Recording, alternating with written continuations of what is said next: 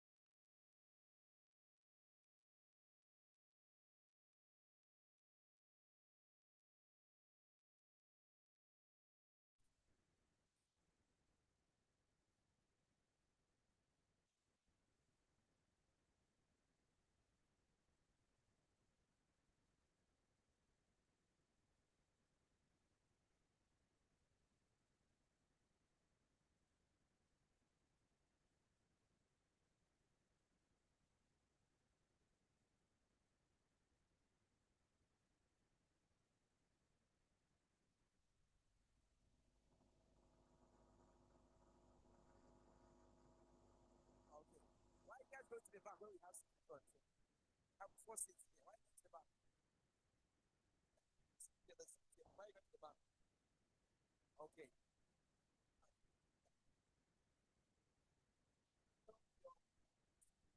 That section, no. Yeah, with that. Front section, making some noise. When they go section. If you're from Benin section, make some noise. Benin. We have a speaker from Benin section, a section director from Benin section, a conference chair from Benin section. Make some noise.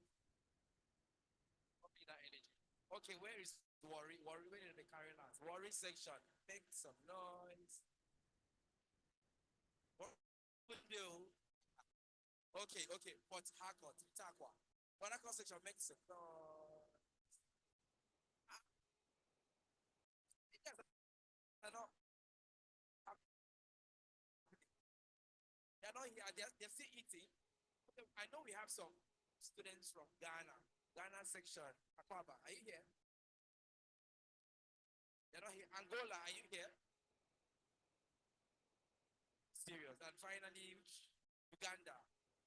So, which section are you guys from? If you're not from all of these sections, what is it? SPE Nigeria Council. Okay, SPE Nigeria Council. Make some noise. Awesome, awesome, awesome, awesome. Ladies and gentlemen, we are ABU. ABU, make some noise. Okay, you want me to call your student chapters, not section you're from. Amazing. Okay, so of course, please can I have your attention? After this 1 hour training, we'll have the opportunity to ask questions. So get your notepads, get your writing materials, because I will come back 2 questions from this row, 2 from here, and 2 from there.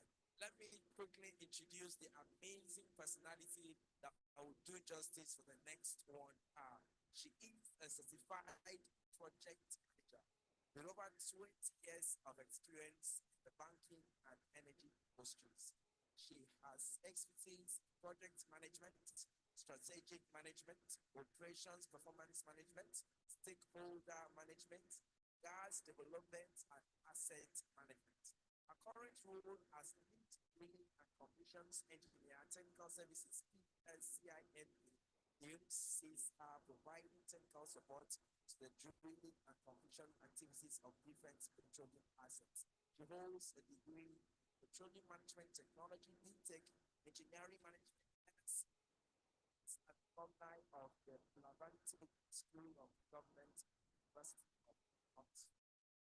Also a professional member of the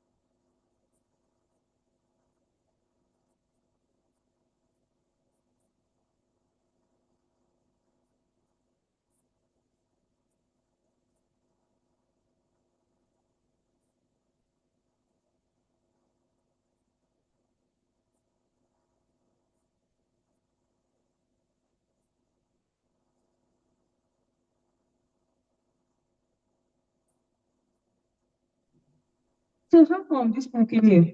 They left their country, came over here, and they're flexing here. Then the Nigerians are not saying that it's not working for you. How?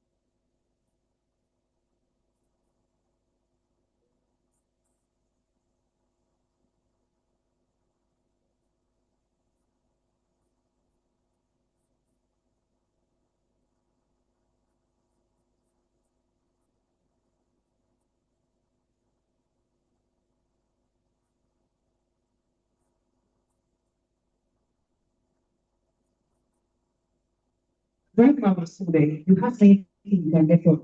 What are you doing?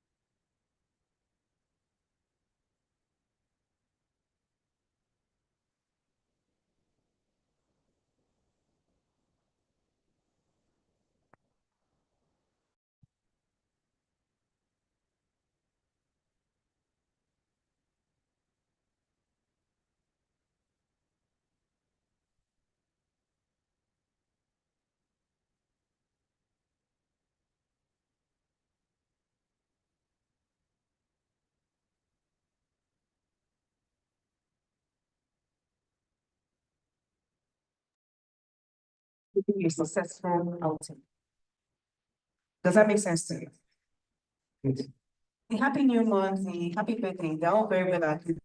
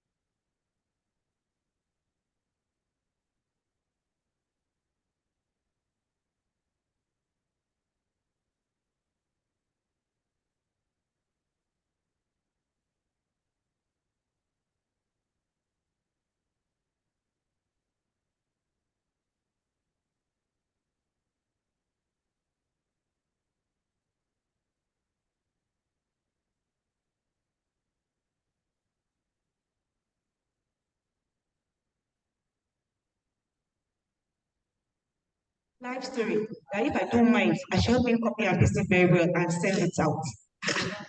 I said, Simeo. I said, so I'm not your secretary. Me that called, just can you just imagine? And I said, there's no problem. So that's that guy. And you see this kind of thing now. It's not even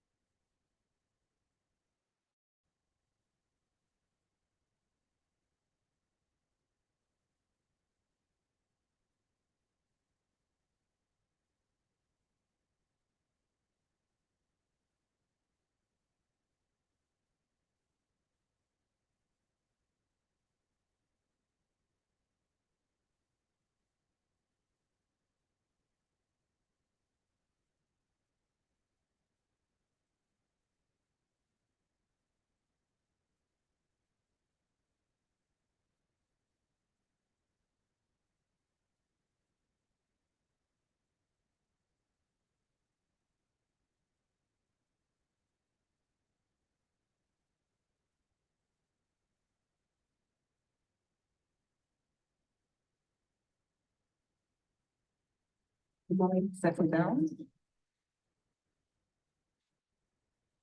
My slides back. No minutes. Can we settle down, please? Thank you. So we can continue.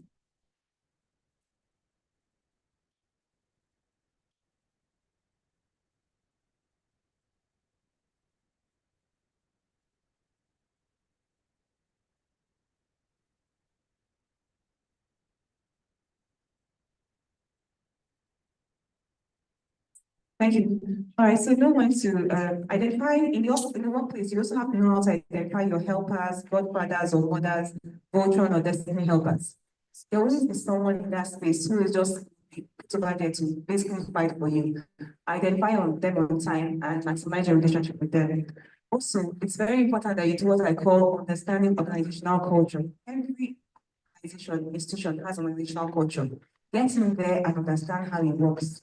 Some people call it office politics. Whatever you want to call it, but understand it. You mustn't necessarily play the politics, understand it and don't let it work against you. For instance, there was something I learned very early in my career that in my office, that some people, we call it the NFC family. People are very particular about you coming for their events. And in the long run, I just thought that we're just for this and going to everyone's events. Charles President. I think it was in the close, I don't know. Next morning, I was on my toes. How dare you not come to my event? I invited you. You knew it was important to me. This is my first child. I'm so sorry. And because of that, I was like, okay, I'll make amends. I'll do my institute after. And I did. And finally, that person now became like a brother to me. So you need to understand how things work in your environment. Some offices, they don't mind, they don't care, but just know what works. Very quickly, rule number 7, financial management. Now you're back. Okay. Financial management, the game of threes. The game of threes is a very important game, I tell people. It tells you how to spend and when to spend. For instance, now, all of you have lovely smartphones, I believe. How much do those phones cost you? Don't tell me. But the phone that it costs you, are you able to buy it 3 times over? So I know someone who loves to have a conversation impression. I know some people who wanted to buy a phone and they had to do GoFundMe. Do you know what a GoFundMe is?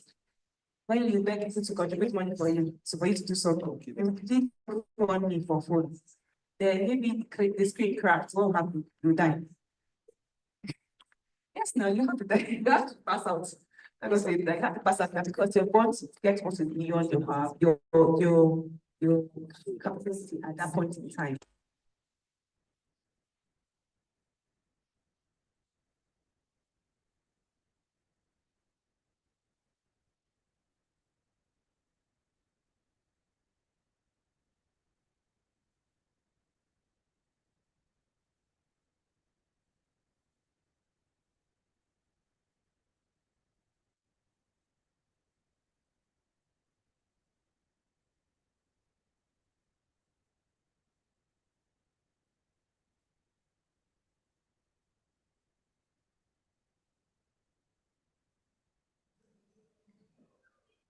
One source of income.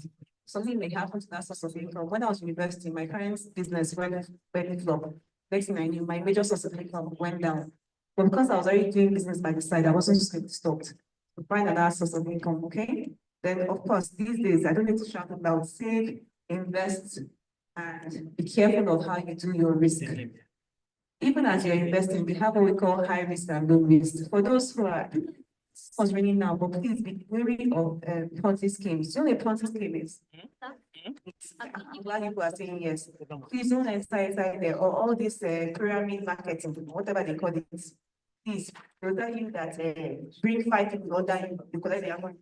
Those 5 will bring another 5 order them, you collect all their money. It's just that thing. It's always supposed, always.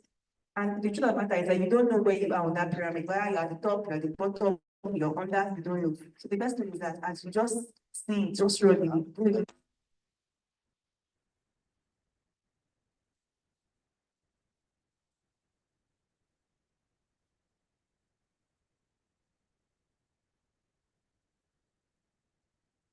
the best 1/10 of these questions. People have already made some impression about you based on your dress code and how you look.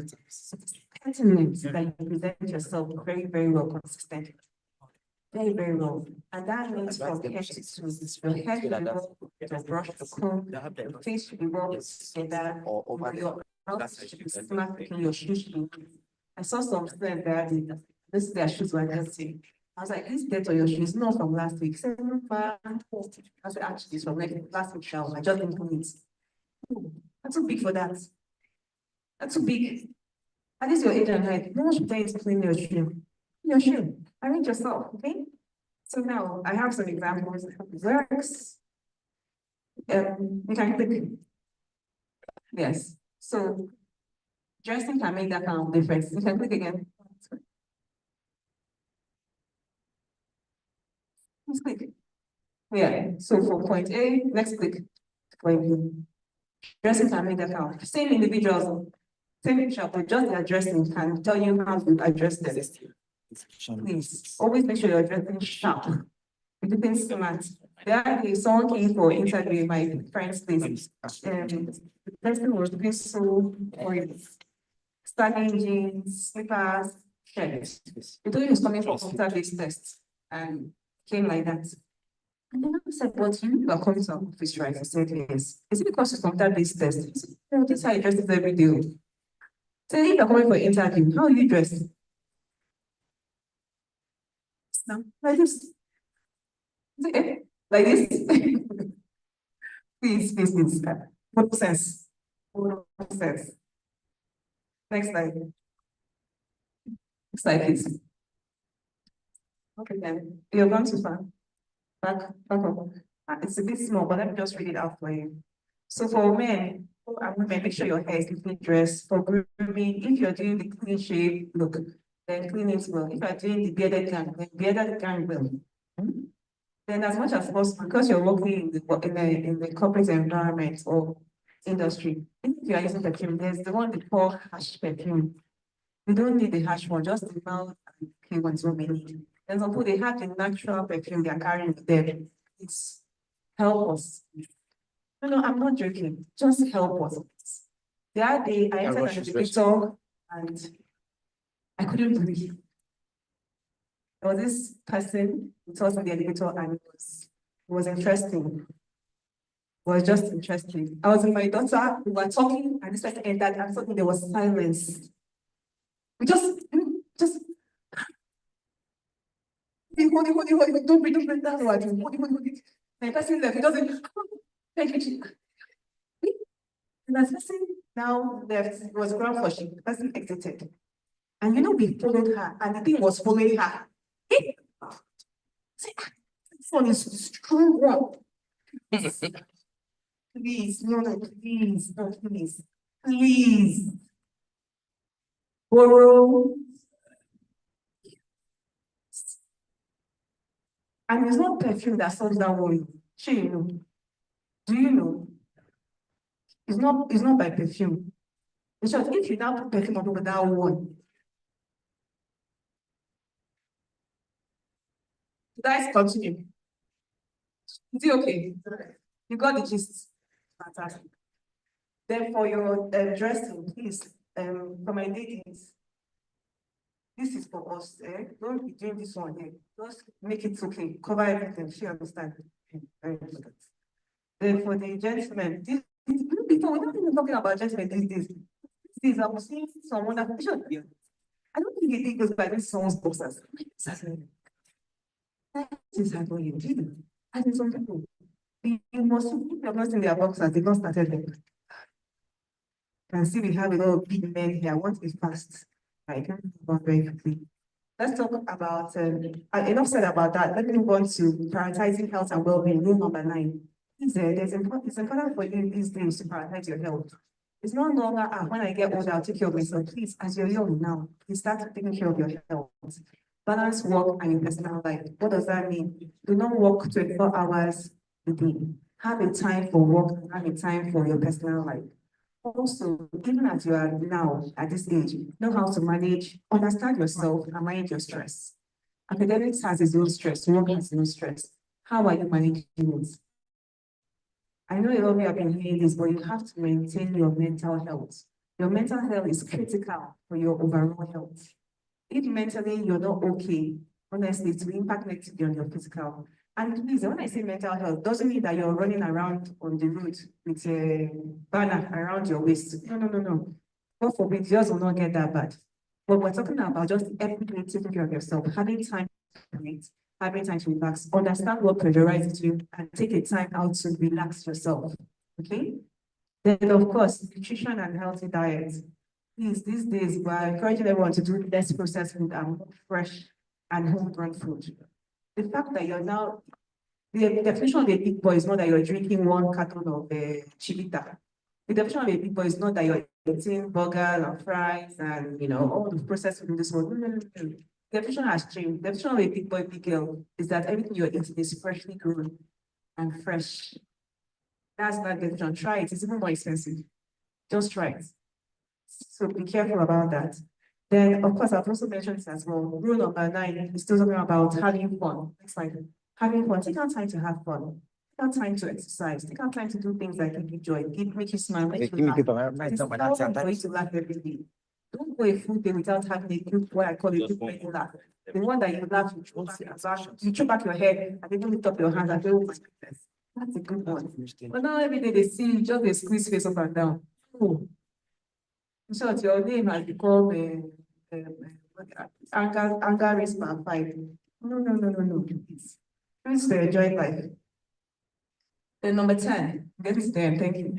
Number 10 is prayer. Wherever you are, whoever you are, prayer is key. You have to pray. All these things I've said, without prayer, it's hard for it to come to pass in your life. You have to consistently pray about what you want and where you're going to. The truth of the matter is that you do not create yourself. You are not your God. You have a God that is bigger and higher than you and sees everything. You need to pray, talk to him consistently that he may order your steps, okay? That you will not go into what we call one chance. Be the one chance boss or one chance career or even one chance organization, please, right? Finally, I just want to give you your take-home assignment. I've already told you about the 10 years forward challenge. So please, everyone, do yourself a favor and have a 10-year plan and write it down. As you write down these plans, then make sure that they are smart. Let's go. Next slide. Make sure that they are smart. What does smart mean? S stands for, I can't hear you. Specific. M stands for measurable. A stands for achievable. R stands for realistic, and T stands for timely. My work here is finished now. No need to talk too much again. Let your plans be broken down into monthly and annual basis. The sooner you mustn't wait until January to start. You can start today. Suppose say, it's not January, let me wait until next year. No, that's a mistake. You're starting today. Then action to change your life, change your daily routines. What you do daily is what your life will now become. Track your progress. I've always talked about journaling. How are you improving? Today, if you didn't do so good, do a hand and write it down. Tomorrow is another chance to get it better. Then I look forward to seeing in 10 years' time, that'll be 2035, your new reality. Today is the day you start to change who you are. Start changing now that you may get accelerated success. All right? Next slide. Next slide, please. Okay, the summary of all the 10 rules in case you didn't write it down. So let's read it together. Number 1. Your energy is too weak. One more time, come on. Thank you. Number 2. Number 3. Number 4. Number 5. Number 6. Number, okay, thank you. I wanted to make sure. Number 7. Number 8. In brackets, borrow. Thank you. Number 9. And number 10. All right. Such a lovely audience. Clap for yourself. Thank you so much. All right. So finally, let me just finally say this. Every morning in Africa, a gazelle wakes up and knows that he must outrun the fastest lion or it will be killed. In like manner, everybody in this same Africa A lion wakes up knowing that it must run faster than the slowest gazelle or it will starve. Doesn't matter whether you're a gazelle or a lion in this Africa. The most important thing is that when the sun comes up, you must be running. In like manner, all of you, as you wake up every morning, you choose to run. Thank you very much.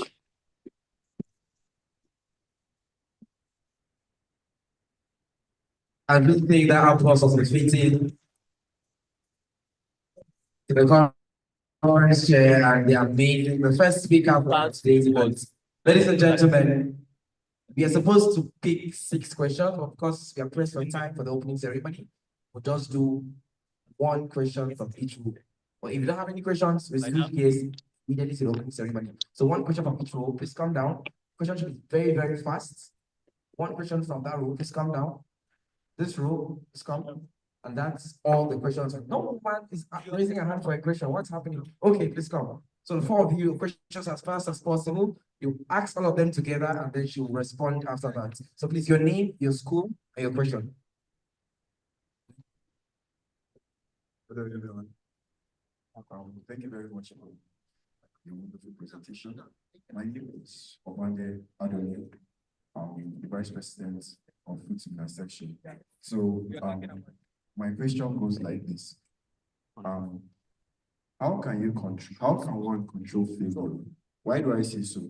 There are sometimes that you have a particular targets that you want to achieve. Like let's say ending up in a school with first class, and you were getting first class from 100 level, 200 level, but getting to 300 level, school started changing. So I hope all of you that no, like you were actually on the fire, but school there 300 level.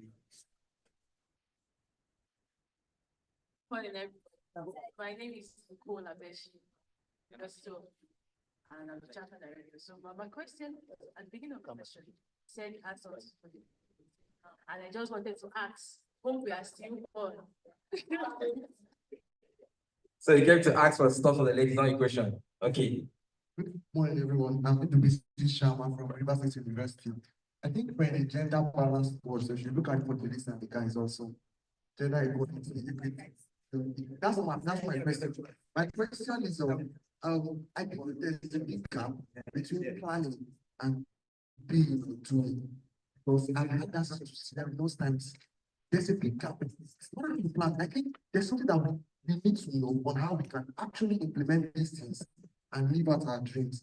Then the question, the quote is said on spending the 3 times. I don't really understand that, or I don't accept it because at some point in our lives, we save for things. You have what you want to get. You have lives that you have things that you need to get. So how do you explain that I cannot save for something that you understand? Thank you very much. Hey everyone, my name is Kenyon. I develop development from SPE chapter. Okay, today I'll be happy. So I have a question. Let's say you go for a conference, and then you put someone, and then you put their contact, for example. Yes. And you of course you talk to them and you make the connection. But then you don't talk to them for like 2 months or something. So how do you rekindle that connection? Thank you. Thank you. Good morning, everyone. I am Amina Danmadami from the Federal University of Technology, Kano. Yes, I spoke about networking. So, when you network with a high-profile individual, like the managing director of, let me say, NNPC, how do you keep connection with the person, especially when, though he replies to your message, normal messages, but how do you switch on, especially when you say the message should be direct, because it's somebody that does not have time for any other thing. So how do you keep the connection with him? Like connections. Yeah, okay. Good morning, everyone. I am Ishaq Abdullah from Ammasco International Ltd. My question is under the explanation management. Like I have attended so many this gathering conferences, and some people are encouraging people to have financial freedom. But I sat down and understand that if you are like into, let's say, the 3 stops, for instance, in my class, some people are into a 3-stop, but unfortunately their CGPA is going drastically down.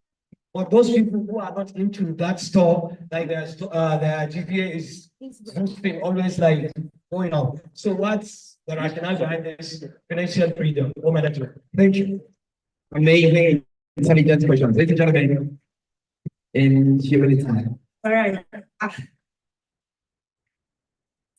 First of all, can you just give yourself a round of applause, first of all? I love the fact that you are listening. Because when I was looking as if they were not here, but with all these questions, I know that people heard me loud and clear. Then is it me who brought this jam question for? Is it me? Sorry. Please, you know, the good thing is that I'm not alone. I have plenty of guys at the top on this side. So if there's one that is beyond my power, or I don't answer well, I'll just call one of my guys at the top. I have so many dignitaries over here. I want to just say I recognize you all, sir. I'm sure that the MC will do justice, so please know that you're highly recognized and highly welcome. All right. The power is very quickly. How do you control failure when school changes? The power is I say, is it school that changed or you changed? There are 2 different things. Change. How long are you in the same school that all your school change at the same time? Okay. Okay. Let me try and answer. Okay. The fact of the matter, like I said, is that you're all in different schools. So the fact that school changed for you, even in that same school, it might not have changed for somebody else. There's a likelihood that it is you that has changed. There's a likelihood. I didn't say that's what happened, there's likelihood. And so now your CGPA is being is checking a little bit. It's thinking, no, I'm going to say it's doing jiggy. Your CGPA is doing jiggy, is thinking. You might need to evaluate yourself. Take some time out and ask yourself what is really going on. Even if it's your school that changed, how can you adapt? How can you change to the new school in which you find yourself in? Does that make sense to you? If you need to put in extra hours, it's fine. If you need to re-strategize the kind of friendships, the kind of who you're hanging around with, the kind of things you're even doing, please quickly re-strategize. I promise you the difference between second class upper and second class lower is 0 points. 0 points. You will not be happy with yourself if that is what happened to you.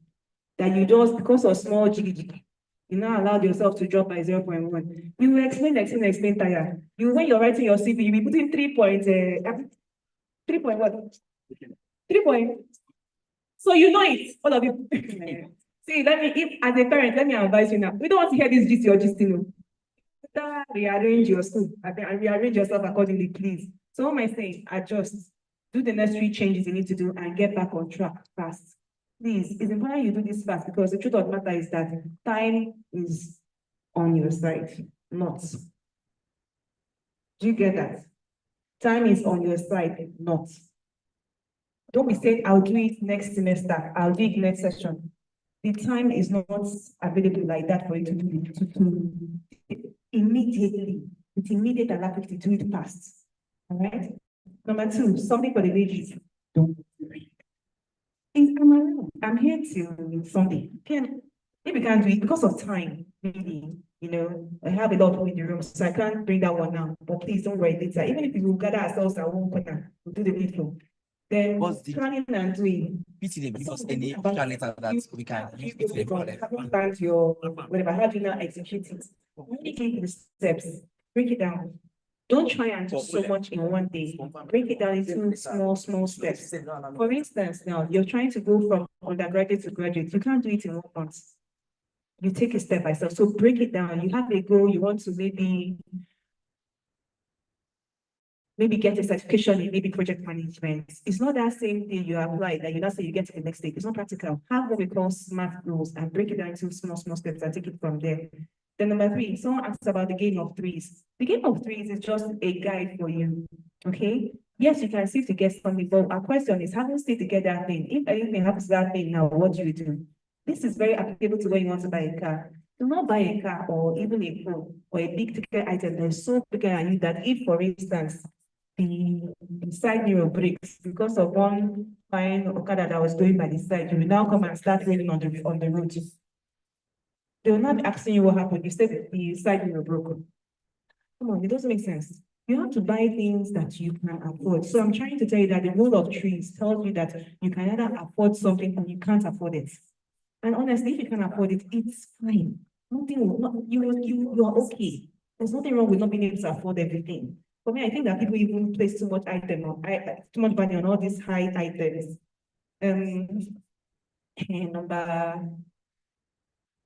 Number 6, I think number 5. Conference, you made a contact during conference with a big boy. Yeah. I'm moving too much towards a big boy now. So, sir, excuse me, sir. Hi. Good afternoon, sir. I'm very fine, sir. So I met you last year at a conference, and I just wanted to remind you of who I am. No, I'm serious. I'm very, very serious. I'm very serious. So you remember me? Are you not EDU or sir? Not my ministry. I need to know, are you acting or are you serious? Now, the reason why I'm asking is I've been with this individual for years now. Yes, so if you want me to play, I can play. If you want me to be serious, let me to play. And I can be very serious if you want me to play. Yes, no. So what do you want me to do? So now, this is the big boy that I met 3 months ago at a conference.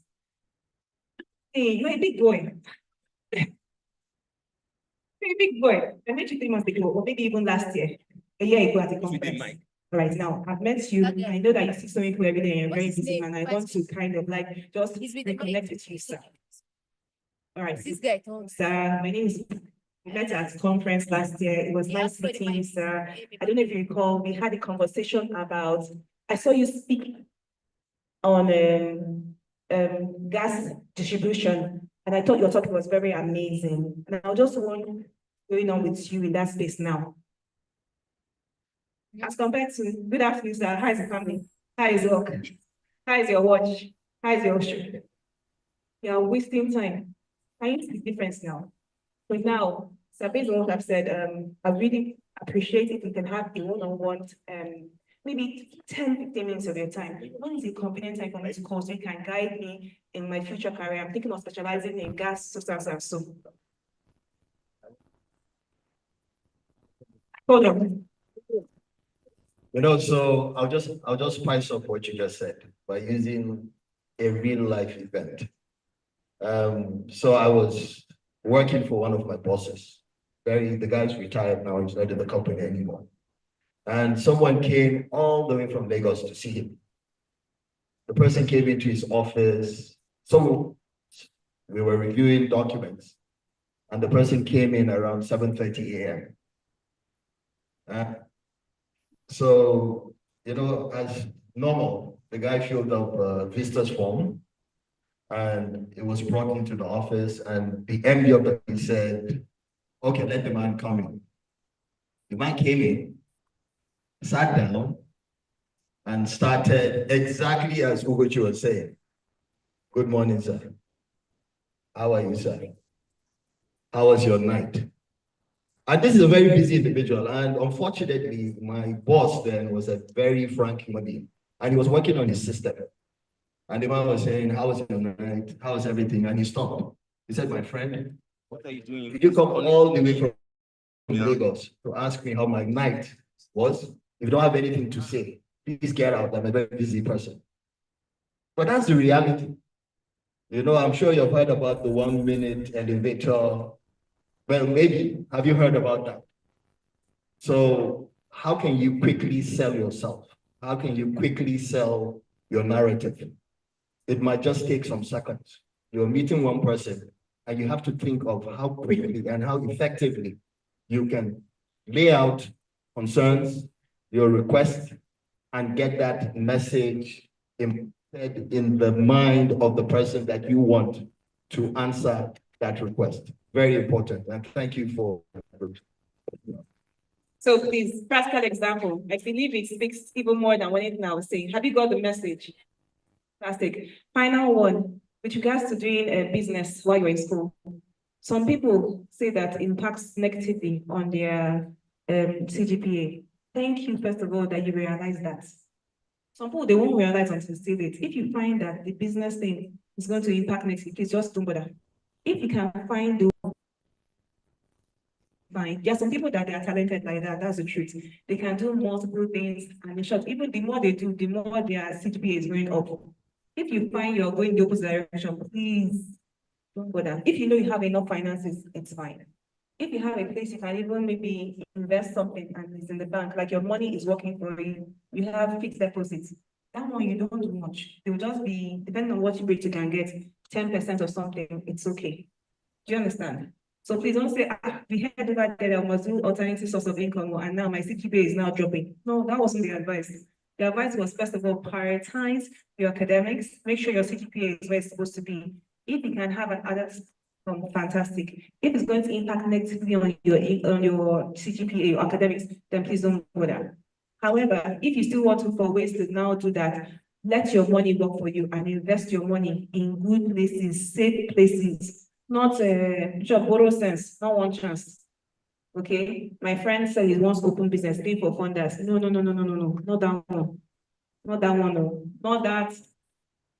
Thank you. All right. Any other? I think we're good. So I've answered all the questions. Thank you so much for listening. Thank you very much.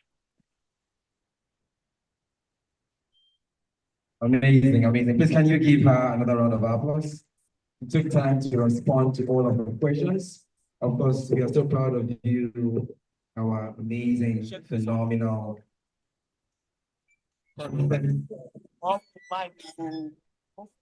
Conference chair for SPE Nigeria, of course, the leading drill and completions engineer, NNPC asset.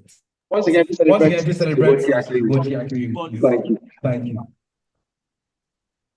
Ladies and gentlemen, once again, you're welcome welcome to the SPE SPE Africa Annual Students Conference. Are you excited to be here? It's the gathering of the brightest students we have in Africa. Do you agree you're one of the brightest students we have? From Ghana to Uganda to Angola to Abuja to Port Harcourt. Can you give yourself a round of applause? SPE and E. So we're going to continue this event by safety brief. Of course, we get it already. Please, first of all, put off your weapons of mass destruction. Turn off or put your phones on silence. Interference during our deliberations. You already know that we have just one exit out of this hall, the one by my right. If you go out of that hall and turn to your right again, you'll meet the confidence of the male and the female. Okay, I believe you're going to have a very safe deliberation. Let me continue by recognizing some dignitaries that have joined us here for today's event. As I recognize them, I'll kindly appeal that the ushers guide them to the head table. And after I'm done recognizing our dignitaries, we'll all rise for the national anthem. Okay, Your Excellencies, distinguished guests, ladies and gentlemen, I'll start by saying a warm welcome to the Vice Chancellor of Bayero University, Kano, of course, Professor Sagir Adamu, ably represented by the Deputy Vice Chancellor of Academics, Professor Haruna Musa, is a professor of chemistry, renewable energy expert, of course, an enthusiast. Please celebrate him as he is led to the head table. Our host for today, the man that graciously approved BUK for SAASC 2025. Please keep celebrating him. In the middle, please.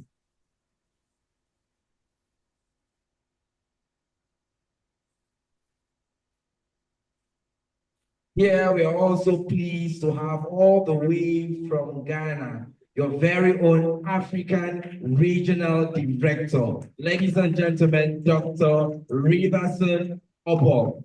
Phenomenal, energetic. Thank you, Dr. Riverson Oppong, for all you do for all of us here in Nigeria. We're also pleased to have online that joining us virtually, we have the Council Chairman of SPE, Engineer Amina Danmadami. Can you celebrate her? A warm welcome to you. She's online. She's online. We celebrate you, ma'am. Still with us, ladies and gentlemen, is no other than the SPENC BOT member and the immediate past Council Chairman, Engineer Salahuddin Tahil. Please celebrate him, please. He was the one that made a woman become a leader after him. Please celebrate him. Engineer Salahuddin Tahil.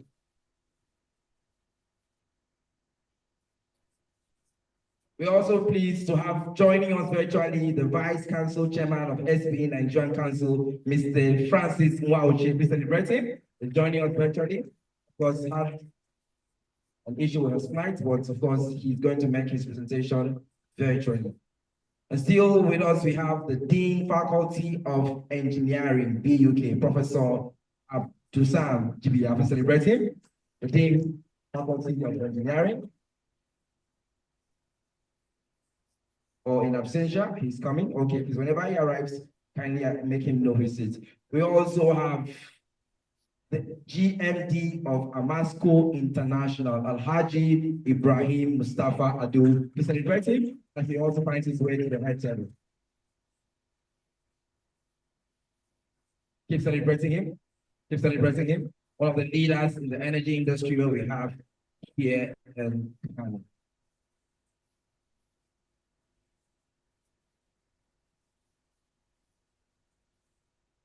We'd like to also say a warm welcome to all of the council members here present, section chairs, programs chair, and all of that. We have our host section chair, of course, the council secretary of SPE in Nigeria, Engineer Ikechukwu Okafor, PhD. It's a round of applause for him. Thank you so much, sir, for joining us.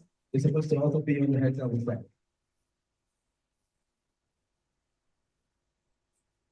Please keep celebrating your council secretary. We also say a warm welcome to the Dean Faculty of Engineering, ABU, Professor Mohammed Dabo. You can address him as you have to say. Okay, sir.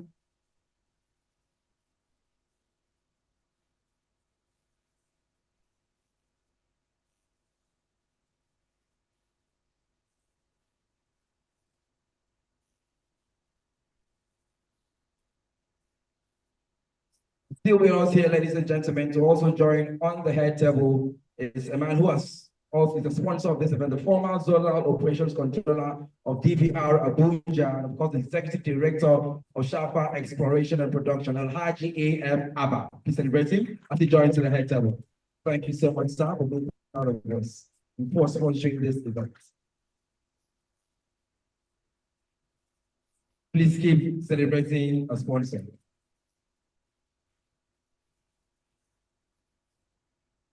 The beautiful lady that just finished speaking is the conference chair of SPE Nigeria.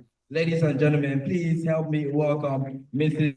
Ugochi Akwiwu as she joins on the head table.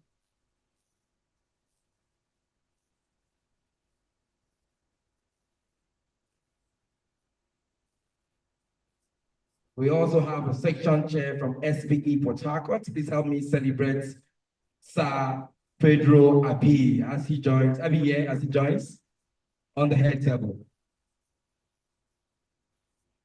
We also celebrate the section of the representative from Warri section. He's representing the section chair, the programs chair, Dr. Adetona Oluwasheri, as he joins on the head table. Please celebrate him.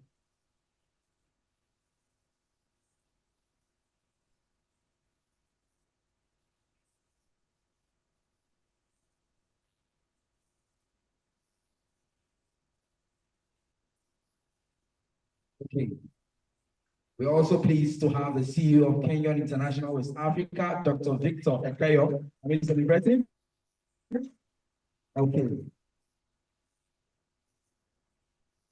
I'm also made to understand that we have several lecturers from BUK. I'll just go through their names. And of course, wherever you are, you may just stand and wave. Welcome Dr. Adamu Abubakar Rashid, the HOD Chemical and Petroleum Engineering, BUK.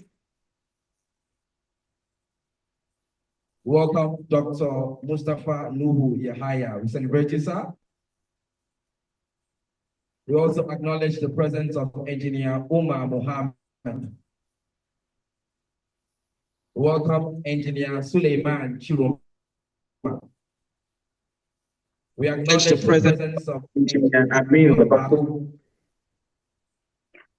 We also celebrate Engineer Yanusa Hosseini.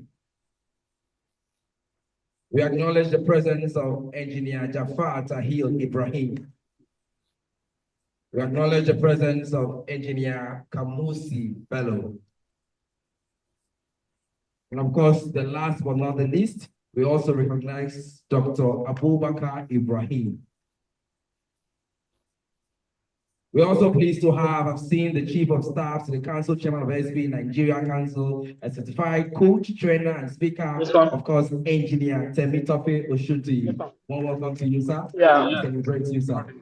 What's good? Of course, I'm still scanning my eyes as I keep seeing some faces I know from SPE. I will recognize them. Of course, all of our amazing students who celebrate, to give yourself a round of applause. Let's go Speaking to of presidents, we would like to, on behalf of all of the presidents here, would like to recognize chapter presidents for SPE BUK chapter, Inusa Rabiu Issa. He's doing an amazing work, an amazing leader. I meant to understand that his vice president resigned from being vice president of SPE BUK chapter to be the SUG president of BUK. So welcome the Student Union Government president of BUK chapter, who resigned from being the vice president. It's amazing to also know that SPE in this university also holds the seat of the president, Faculty of Engineering. Please can you celebrate?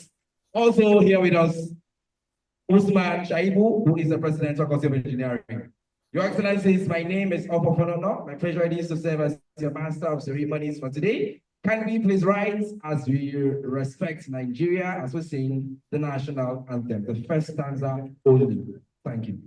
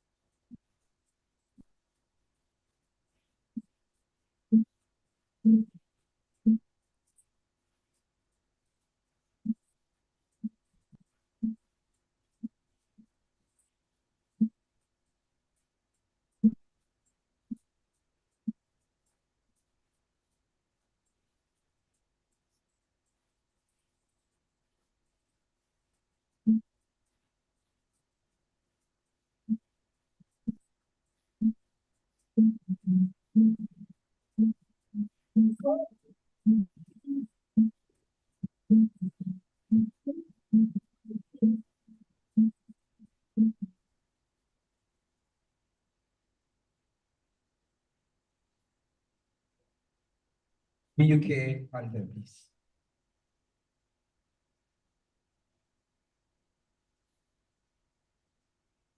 Where are BUK students? You can just recite the anthem on the count of 3. 1, 2, and 3.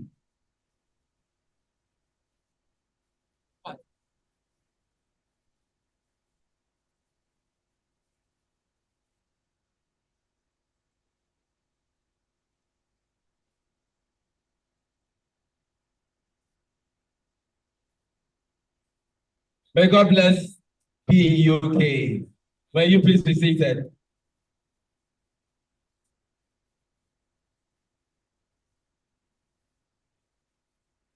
Just, you gotta have your kind attention. You gotta have your kind attention.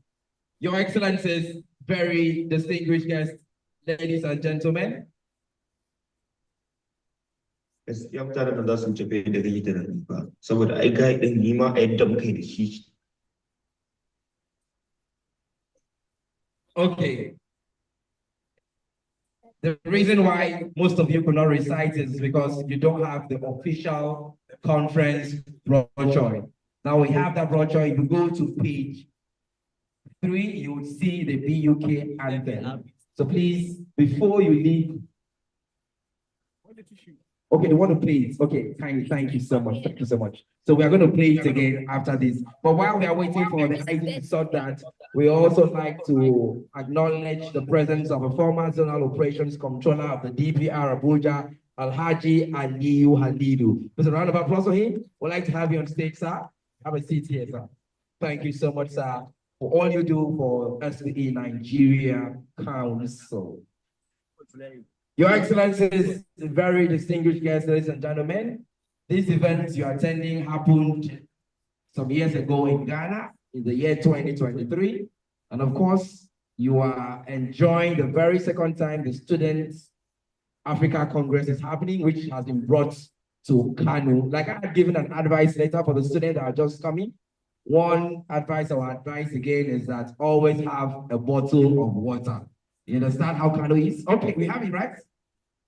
Okay, please hold it. Please, can we all rise to honor Bayero University Kano as we sing the anthem? You can look at your brochure, you will see the BUK anthem, so I can sing along. 1, 2, 3, and go.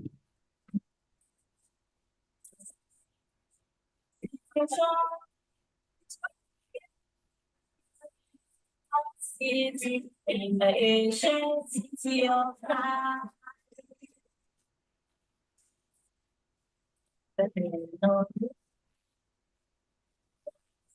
There's all the star of perpetuating wisdom, the beautiful thing of all seasons. When the minds of two ring by University. For everything's a song of affection, every one more knowledge. To know the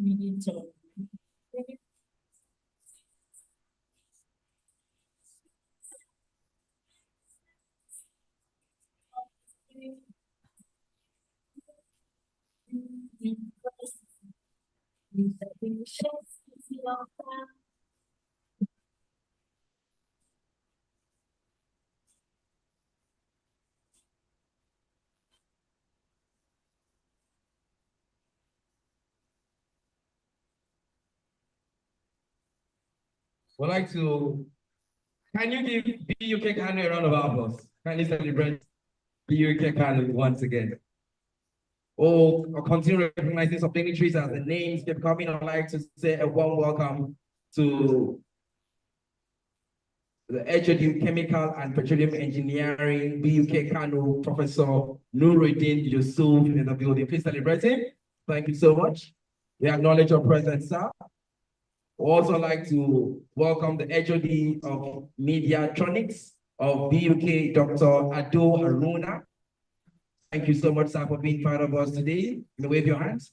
We also like to recognize the Director Public Relations of BUK, Malam Lamara Garba. Please celebrate him. Warm welcome to you, sir. Your Excellencies, very distinguished guests, ladies and gentlemen, after this opening introductions, let me give you a quick rundown of what it will look like in the next 2 hours. After these opening introductions, we'll have a welcome address by our council chairman, who is online. Thereafter, we'll have an opening remark by the African Regional Director. After the LD is done, we proceed to a remark by the Vice Chancellor. Then we'll have a cultural performance. After the cultural performance, we'll have a few sponsors remark. And then we'll have the theme lecture by the Vice Council Chair, who is also online. Immediately he's done with his theme lecture, we'll switch gears immediately to a few goodwill message. We have an award recognition, and then the votes of thanks and departure. It's going to be a very short and engaging opening ceremony. And I hope to have your kind attention throughout the next 2 hours. Would I have your attention? If you give me attention, can you say I? The ayes have it. Your Excellencies, very distinguished guests, ladies and gentlemen, of course, we are switching gears immediately to have the very first remark. In a world where excellence knows no gender, some individuals rise to the top, not just by breaking glass ceilings, but by shattering stereotypes with every step they take. She is a powerhouse in the energy industry, a leader whose brilliance commands the boardroom and whose influence is shaping the future of petroleum engineering in Nigeria. She is a PhD holder, an innovator, the first female council chairman of Society of Petroleum Engineers Nigeria Council. To the ladies in the house, if you've ever doubted how far you can go, let her story remind you that the sky is just the beginning. And of course, to the men who champion the girl child, who don't just uplift men and build stronger industries, of course, matter cities. Ladies and gentlemen, please can we give a round of applause, a resounding round of applause as we welcome a trailblazer, a mentor, a beacon of possibility, of course, the council chairman of SPE Nigerian Council, joining virtually engineer Amina Danmadami for her welcome remarks. Council chairman, confirm you can hear us and you can see us. Yes, I can hear you. Can you hear me? Can you hear me? We cannot hear you, but we know you're talking. Okay. Can you speak again? Can you hear us, ma'am? Yeah, I'm on. My audio is on. Can you hear me now? Okay. Yes, we hear you now. So, ma'am, the stage is yours. Okay. Okay. You can hear me, right? Confirm you can hear me. Very well, please. All right, thank you. Okay.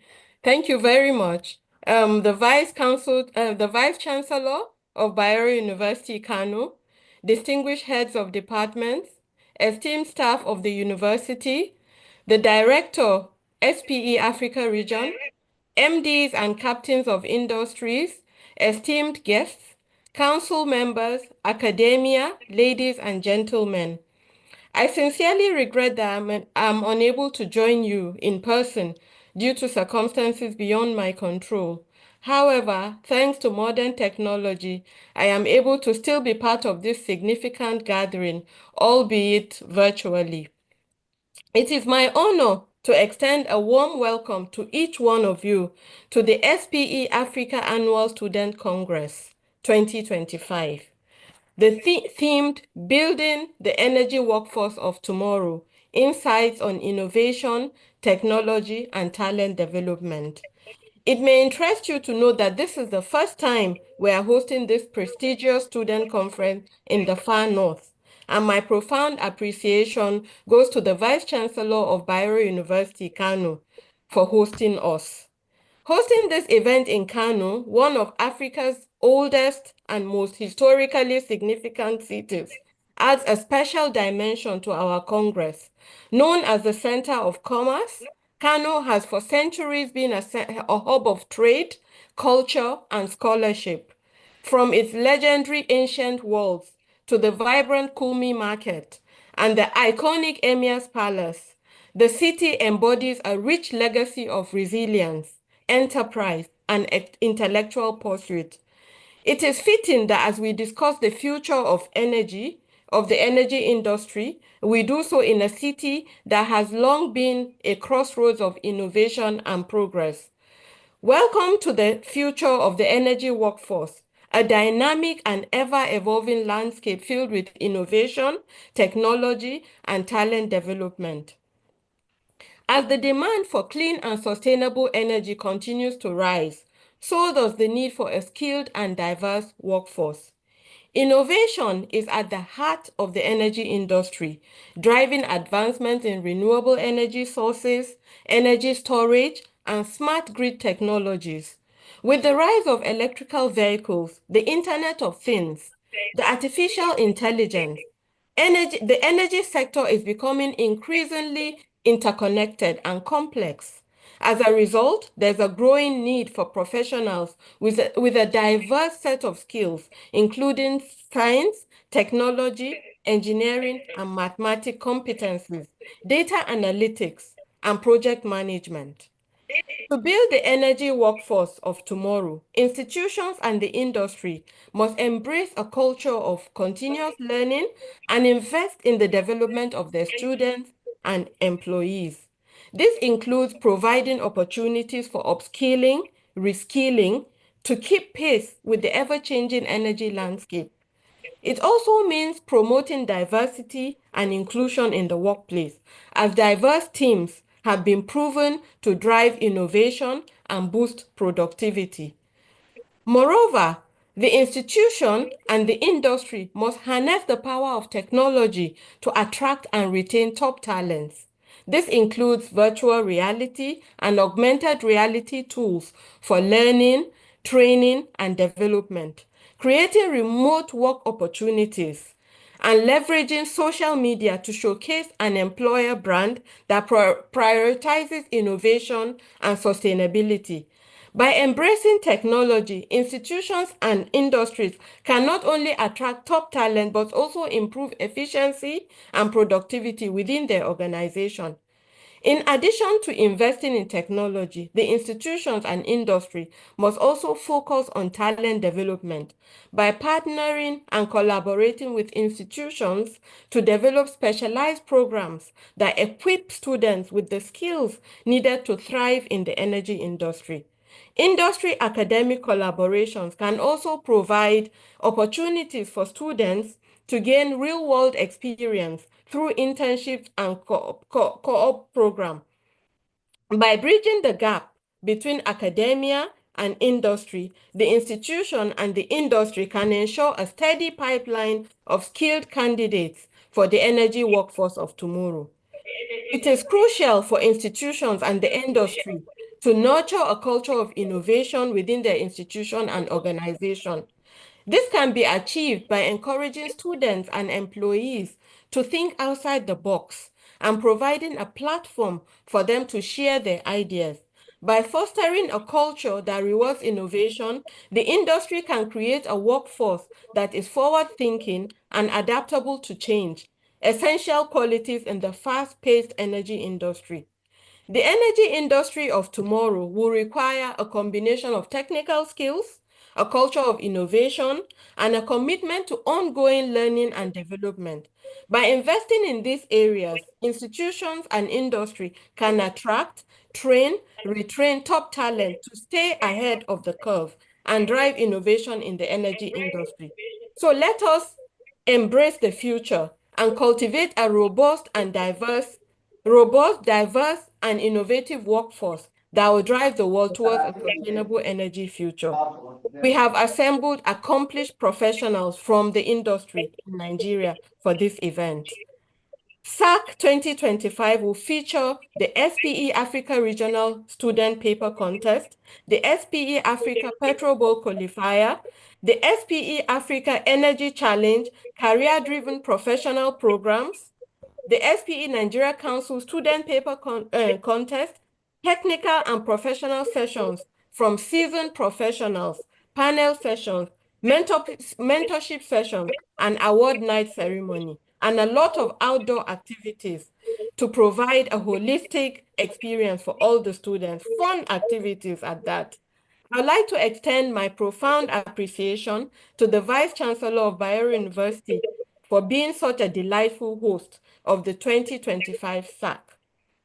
The SPE Africa Region Director for collaborating with SPE Nigeria Council to organize the 2025 SAASC, and all invited guests, speakers, judges, sponsors, the SAASC Planning Committee members, and SPE members for your continued support and participation in making this event a success.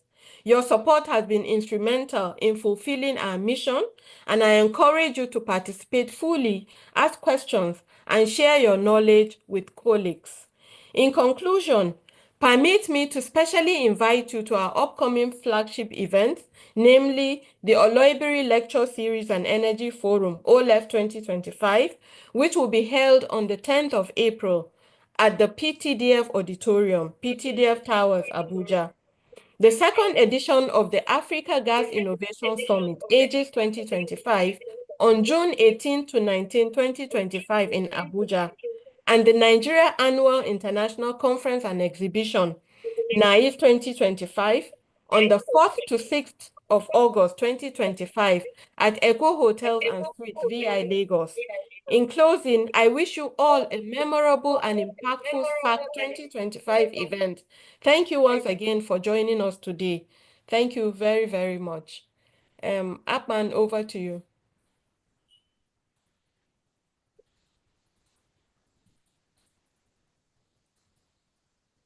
Phenomenal speech there by our council chair. Please, once again, can you give Engineer Amina Danmadami a round of applause? We are the females in the building. Can you repeat after me? If Amina can, I can. Women, let me hear you. Again? Of course, if she can, you can. Your Excellencies, very distinguished guests, ladies and gentlemen, we switch gears immediately to the very next remark. When we talk about leadership that transcends borders, visions that shapes industries, and of course, passion that fuels the future of energy, one name stands out, Dr. Riverson Oppong. As the SPE Africa Regional Director, you want to clap, please. As the SPE Africa Regional Director, he is not just leading the charge for energy excellence across the continent, but also paving the way for the next generation of engineers, innovators, and change makers. His journey is a testament to the power of dedication, knowledge, and the belief that Africa has the talent to drive global energy conversations. It's a great honor that I invite a man of impact, a leader of vision, and of course, an advocate for Africa's energy excellence to give the opening remark. You can see me wearing this. He dashed me this when I went to Ghana. Please celebrate me once again, please.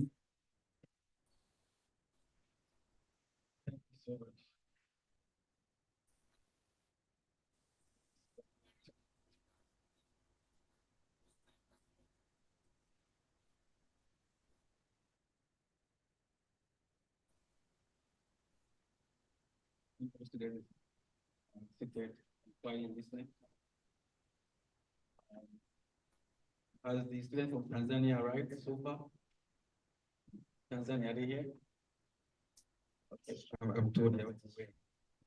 So my keynote speech will be full of thanksgiving, full of advice. I know you get a lot from our own system lists, and we'll add on to release here today or even tomorrow. So members of the SPE Africa Regional Advisory Board present. The SPE Nigerian Council Chairperson, Engineer Dr. Amina, my dear sister. The Vice Chancellor,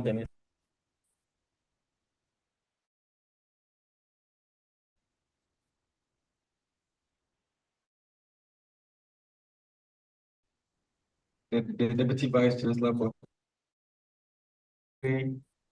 the teacher who taught me English had the same name, Haruna Musa, back in Ghana. So when I say I'm from Nigeria, you understand. We share the same names.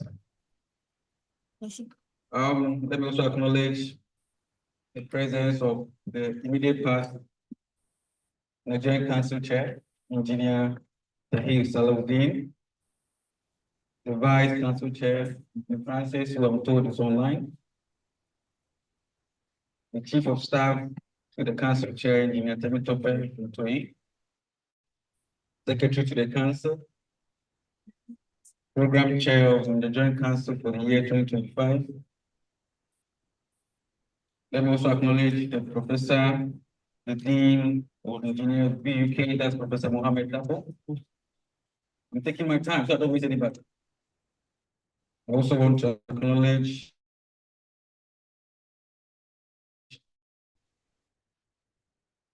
the HOD of Chemical and Petroleum. Samad, forgive me for the name. If Shapa, that is Shapa is here also, that is Alaji Abba. And also the esteemed industry captains and players, government representatives, distinguished guests. Let me also acknowledge the SPE session chairs who are present here, those representing chapters, those who are representing the student body, student liaison officers. I acknowledge you. It is an honor to stand before you as a distinguished audience of the SPE Africa Annual Student Congress, and this being the third cohort. The first was, as said, hosted in Ghana, where we had full support from the student representative. The second event happened last year in Uganda, Kampala, which was also duly attended. Today we find ourselves in the northern part of Nigeria, in an Asian city, Kano. I'm delighted to extend my warmest greetings and keynote on behalf of the SPE International Board and Executive. Today, we are here for more than just a congress for students, and I believe the students are more excited to see industry players leaving their work schedule to be with you here today. We are gathered as a crucial turning point in Africa's energy journey, where innovation, technology, and talent development will define the next chapter of our industry.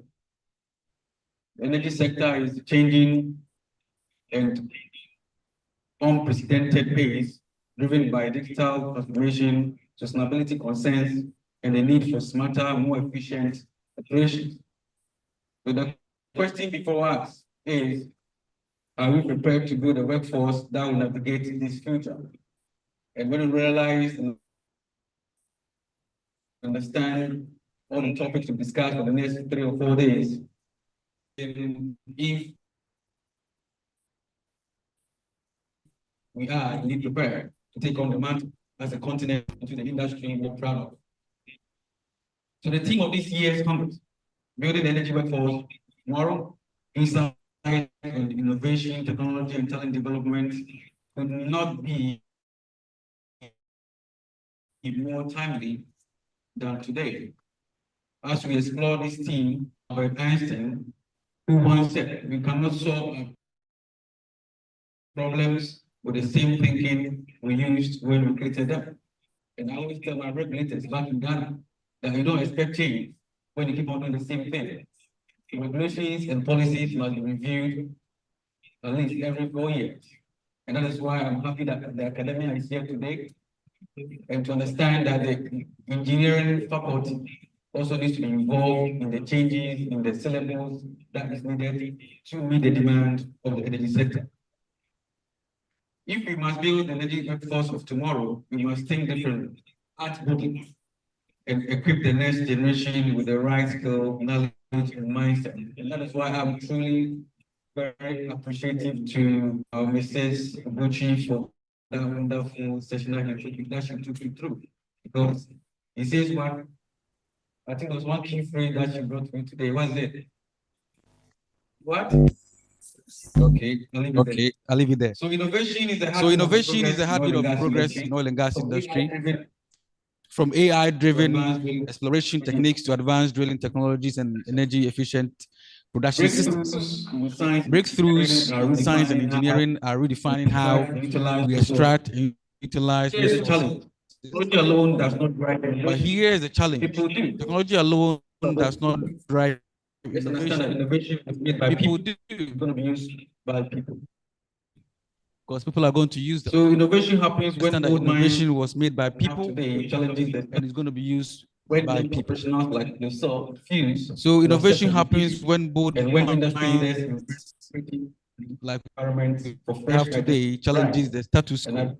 When young professionals like yourself refuse to accept limitations, and when industry leaders invest in creating an environment and understand that to understand what the need is. The reason why we are here today as industry experts is this Congress provides a wealth of the reason being to join with you, to have a dialogue with you, to understand what the need is, and to make changes where applicable.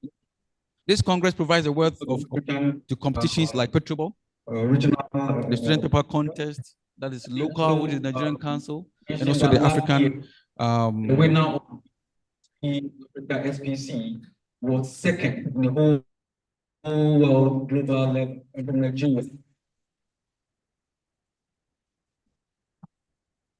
Let me also mention that at the Petrobol level, the state representative from Nigeria also came third, beating universities like IFP in France, like Norwegian University of Petroleum. And what will even baffle your mind is the fact that when you see students from Herotwad and the other universities, at least two of them are from Nigeria or Ghana. At least two of them are from Use your own now. So, and let's use our own. Then let's compete ourselves. I dare to say we have prepared to be the international body in Houston this year.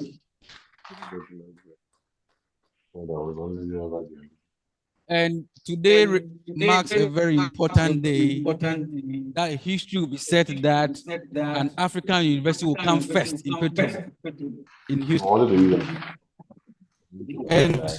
And when we do, we bring the cup to this same university to show to you, Vice Chancellor.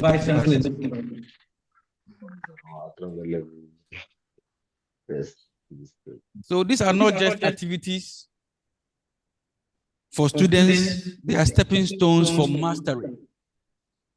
I remember I played Petrobol also when I was in Russia studying masters. And meeting universities like China, from US was not easy.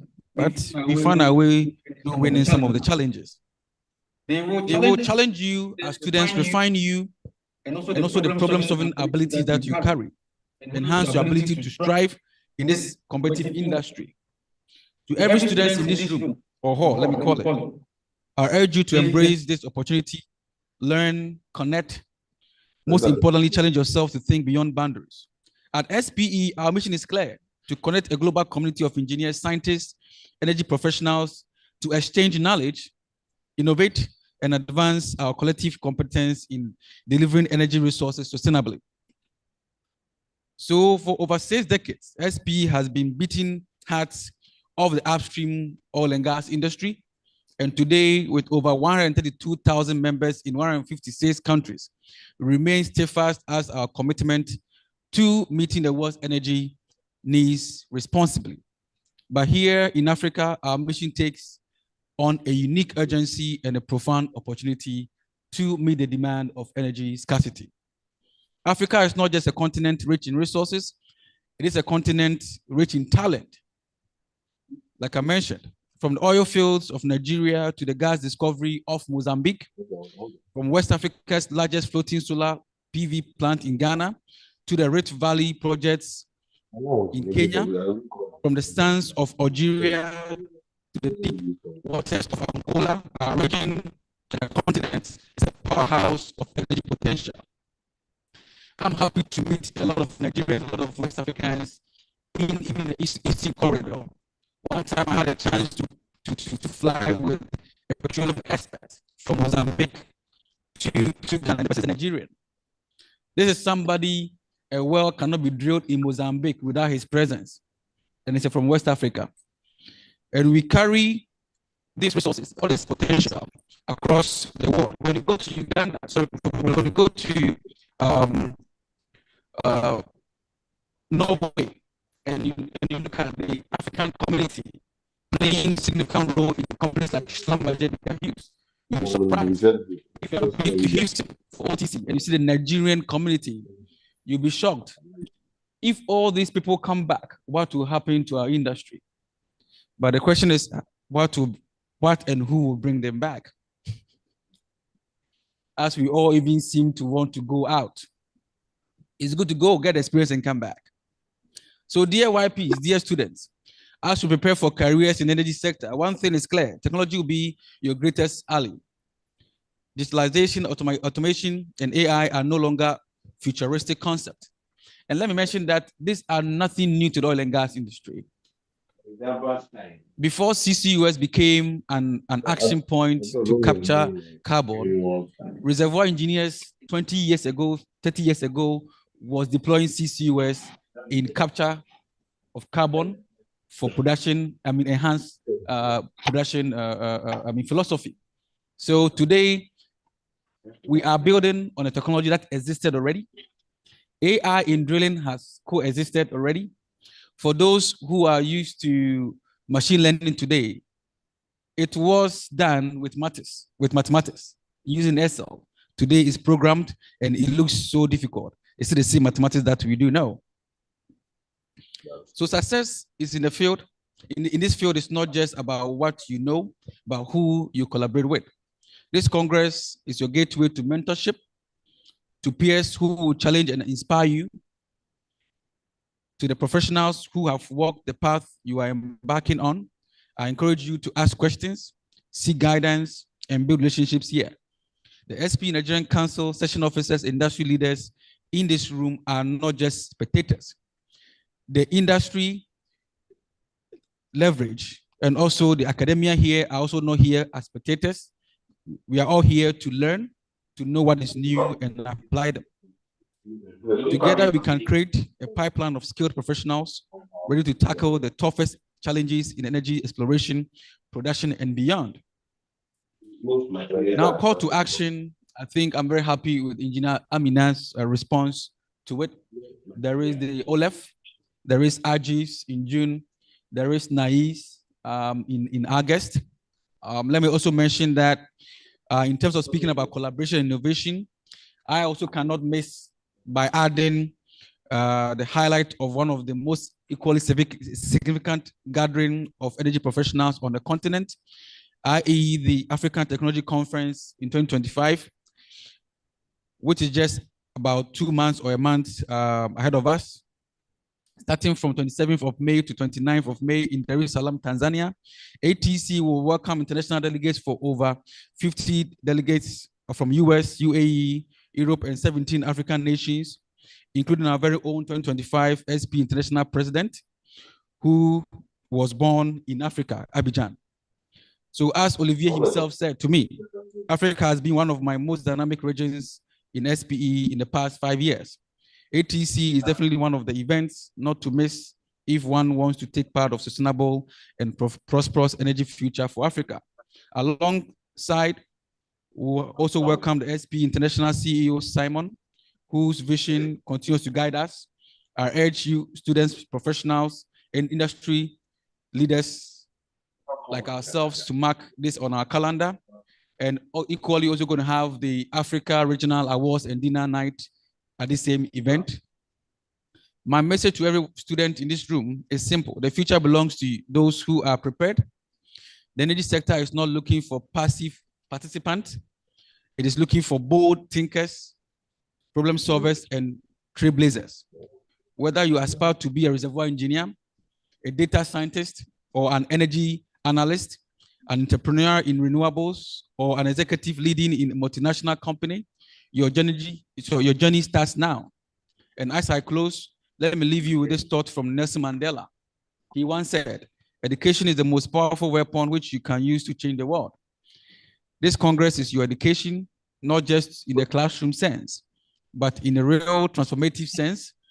You are here to gain the tools, the insight, and inspirations to change the world's energy and Africa in a whole.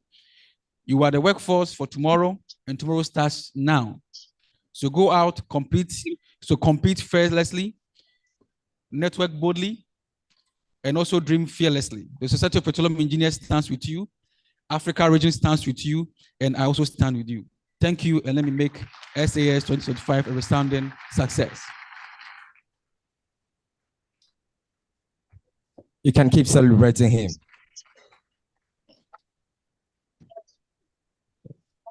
If Dr. Riverson Oppong stands with you, you have no reason to fear. Please celebrate the man that stands with everybody from Africa to the world. Your Excellencies, very distinguished guests, ladies and gentlemen.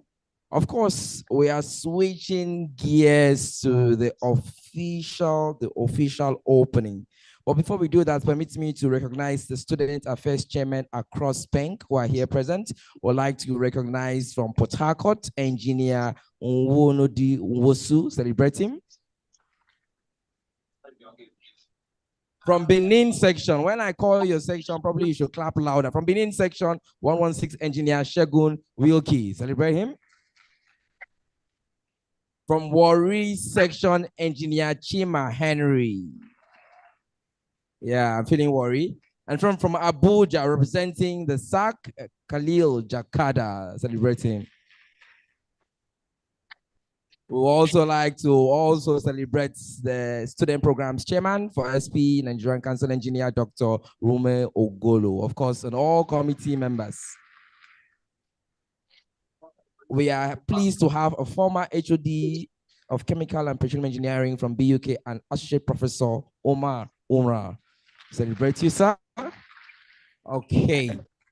So we are switching gears immediately to the opening, the grand opening. A great conference like this deserves a grand opening, and who is better to set the stage than a distinguished academic, a renowned energy expert, and a champion of renewable energy. He's representing the Vice Chancellor of Bayero University, Kano, Professor Sagil Adamu Abbas, of course, a scholar whose expertise spans the frontiers of chemistry and renewable energy, a true advocate for sustainable innovation and academic excellence. As the Deputy Vice Chancellor, academics, Professor Haruna Musa has not only shaped minds, but has also driven impactful research, proving that education and energy go hand in hand in building a brighter future. Ladies and gentlemen, it's my honor to introduce for the opening ceremony, Professor Haruna Musa. Thank you very much, MC. Let me forward a reserved apology of the Vice Chancellor. Until yesterday, he had planned to be here physically with us, but being the chairman of the Committee of Vice Chancellors of Nigerian Universities, he was summoned to an emergency meeting in Abuja.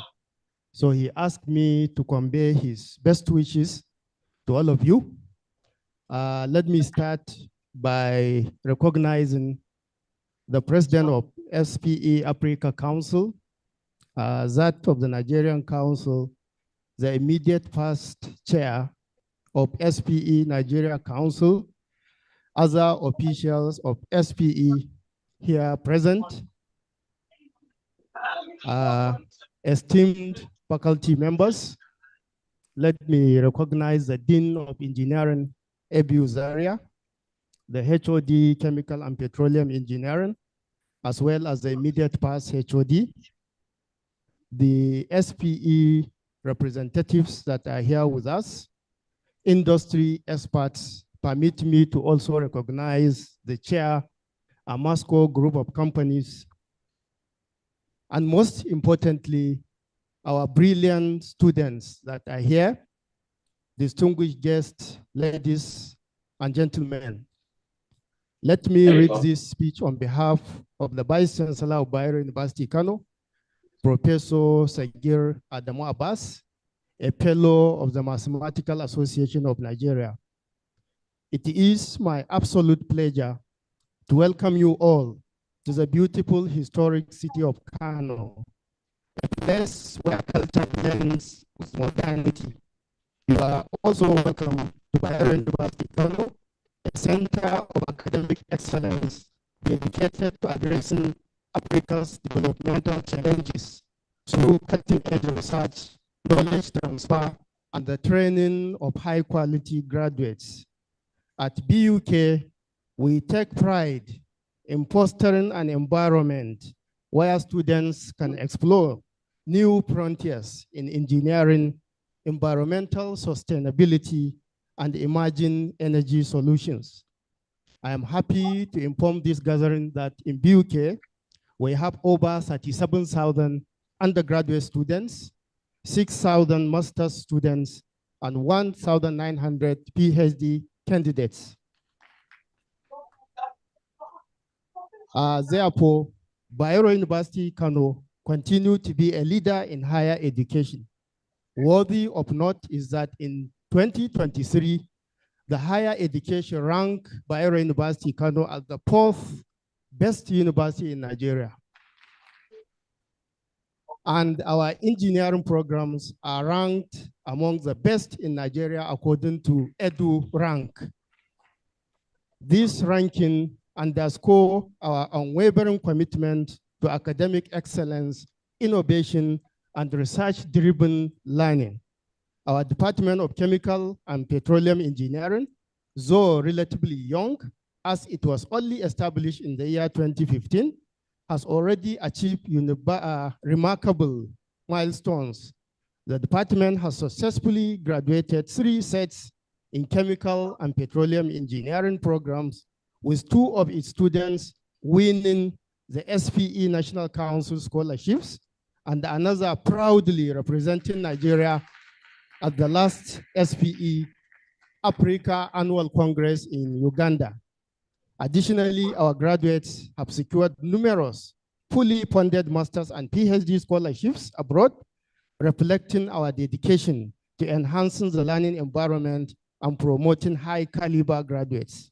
In Bayero University, SPE has an ally with shared goals of advancing the petroleum industry through innovation, research, and ensuring high quality engineering graduates. This can be through student engagement, such as this prestigious event, student internship placement, curriculum development, tailor-made for the industry and academia. Through our Directorate of Research, Innovation, and Partnership, popularly known as DRIP, we stand ready to collaboration with SPE in providing solutions to industry-based problems and implementing practical applications of our frontier research efforts. The SPE can be rest assured that Bayero University, Kano is dedicated to bridging the gap between theoretical knowledge and real-world applications. As we navigate the evolving landscape of energy resources, sustainable practices, and technological advancements, it is imperative that we equip our students with the knowledge, skills, and mindset to lead the future of energy exploration and production. The theme of this year's conference, Building the Energy Workforce for Tomorrow, Insights on Innovation, Technology, and Talent Development, is particularly relevant as we strive towards energy sustainability, technological innovation, digital transformation, energy transition, among others. The discussions and presentations here will therefore play a critical role in shaping the energy future direction of our energy industry. To our students, this is an invaluable opportunity for you. The insights you gain here, the connections you build here, and the ideas you develop will shape your career and contribute to the global energy sector. I therefore encourage you to actively participate, ask questions, engage with industry experts, and take full advantage of this enriching experience. I would like to express my appreciation to the SPE for acknowledging our effort and dedication to excellence over the years by granting us the host right of this remarkable event. I also recognize the effort of the organizing committee, faculty members, and volunteers who have worked tirelessly to make this conference a reality. This conference is a testament to the significance of collaboration between academia and industry. In Bayero University, Kano, we seriously promote and appreciate the triple helix model, where the industry, academia, and policy makers will come together to chart way forward for our dear nation. In conclusion, I encourage you to make most of this conference exchange ideas, collaborate on research, and enhance the opportunities that lie ahead. Let this event inspire you to be pioneers in the energy sector, driving positive change for a better and more sustainable future. Once again, I warmly welcome you to this conference, and I look forward to the enlightening discussion and innovations that will emerge from it. With great enthusiasm and optimism for the impact this conference will have, I hereby declare the SPE Africa Annual Student Congress 2025 officially open. Increasing the temperature tonight. Maybe 10. Thank you. I wish you all a productive and successful conference. And outside the technical session, I urge you to feel free to go around our 5 campuses. This is just one of them, popularly known as the permanent site or new site. So I urge you to go around our campuses and see some of the modest achievements that we have recorded in the past 10 or 15 years. Thank you very much, and God bless you all. Yes, the same physical purposes. To see if there'll be any change. I think you can do better for if there are changes, I will keep on testing. the representative of the Vice Chancellor, Professor Haruna Musa, the Deputy Vice Chancellor Academics of this institution. Just like he had said, I just had to go online and quickly research. And of course, in the year 2022, BUK secured the 11th position in Nigeria as one of the best universities. Heading to 2024, he secured 5th best university in Nigeria. And right now in 2025, according to Times Higher Education, they hold the position as the 6th best university. Can you give BUK a round of applause? That I can get from outside of those papers and all that. So while he was speaking, we had the regional manager of SPE Africa and Europe, Mr. Ola Davis, walking. We celebrate you, sir. A warm welcome to you, sir. We also acknowledge the presence of Dr. Rachel Adedokun, a lecturer at Robert Gordon University, here present with us. We celebrate you, ma'am. We acknowledge the presence of Engineer Albert Echibe, a senior manager at NUPRC. We celebrate you. Of course, another speaker here with us, we also acknowledge the presence of Dr. Pringle, the programs chair from Port Harcourt section. A round of applause for them, please. Ladies and gentlemen, we have been doing a lot of speaking, but right now, we'd like to leave you in awe. When you think of Kano, you think of history. You think of heritage, and of course, a legacy of artistry passed through generations. And nothing captures the spirits better than the Koroso dancers, a breathtaking blend of acrobatics, swift footwork, and vibrant costumes that tell the rich history of the Hausa Fulani culture. Ladies and gentlemen, I would like you to enjoy yourselves for the next 10 minutes as we enjoy the performance by the Koroso dancers. A round of applause for them, please.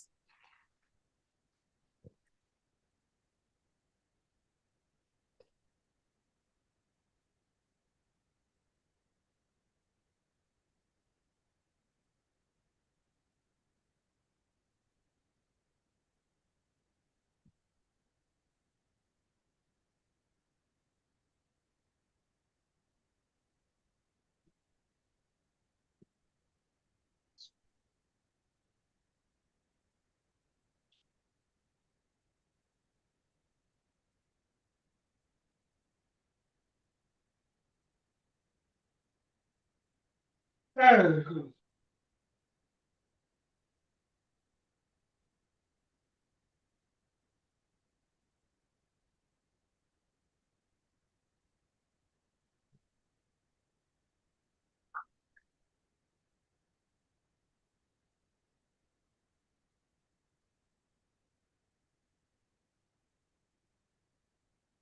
that's just locally sketch, for example. Where you compare this. Let me see.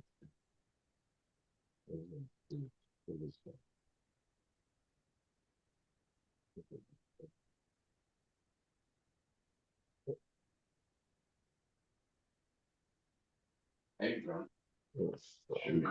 So I'm not sure what I expect to do. I mean, it's like temperature is like 4 points against different temperature. Having a call with something, then density is something.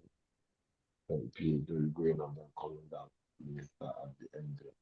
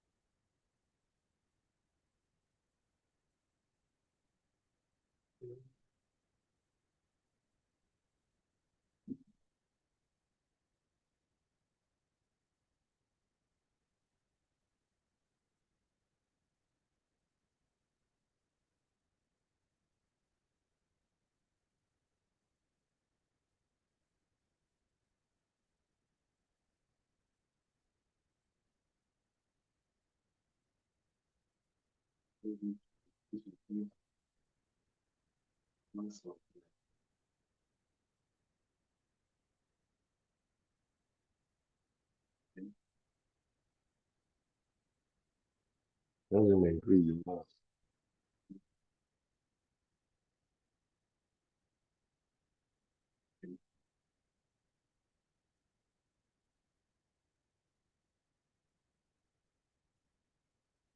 It's based on the range that we get. Everything else. It's based on the range of values you get from the density.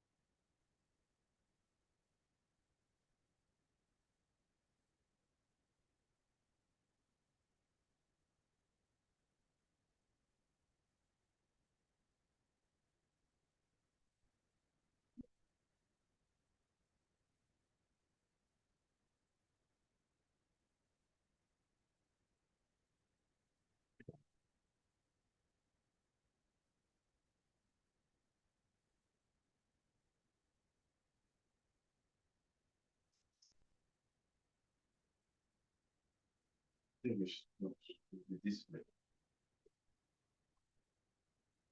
Looks to be this way. So assuming this is there. Assuming this is there, these are the line we discuss. It means as temperature increases, viscosity increases, but it should be reversed because it should be decreasing. Yeah. Also, let's discuss with higher temperature. Density. As temperature increases, density increases. But I think density should decrease. This case is going through something like this. So at each temperature, you now increase your density. Sorry, your viscosity. If the temperature should be 1 or 1 in. How many 1, 2, 3, 1, 2, 3, 4, 5, 1 in 5, or you can divide them. 1, 2, 3, 1, 2. You can load this one the same class. So each of them now pick like viscosity, now pick the viscosity values at these different temperatures and plot. It's something like that. Same thing goes for the salinity test. After preparing the basis, saline water. Are you going to do that on Saturday? Sorry? We're using how it's same thing how. Maybe using the control the standard base we already created. I will add maybe like 5 mil of saline water to the drilling fluid, drilling mud rather. Then characterize for each physical properties. Then another 5 mil, making it 10 mil. That's for the first on physical properties. Another 5 maybe down to like 20 or 25. Yeah. Like 5 days into it. Depending on the zone.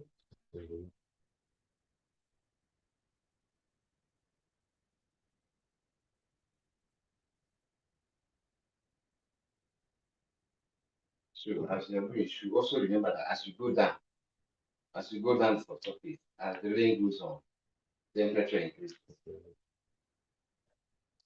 You know what could be the effect? Should be rated. And the particular temperature, the particular one might not be okay. Okay, for drilling. For drilling at that particular temperature, what you do, you have to change the drilling mode, or you improve the quality of the one you're using. Right. So what are the things you're supposed to add that adapt to that high temperature? Or are you supposed to prepare a fresh drilling mode, which is a different thing to adapt to that temperature?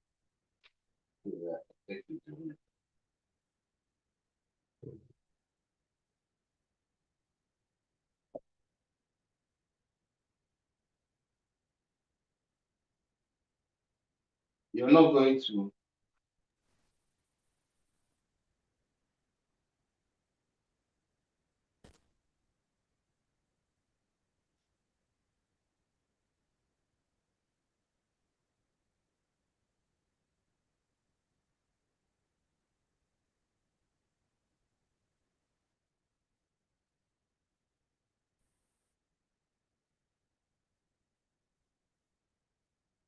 I said I'm not going to. You're not going to.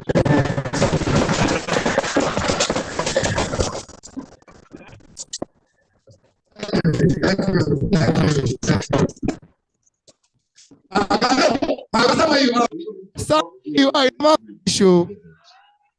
Hello. Sorry, we're not entertained. If you are entertained, please come your hands together for us. Kano. City of Kano. Go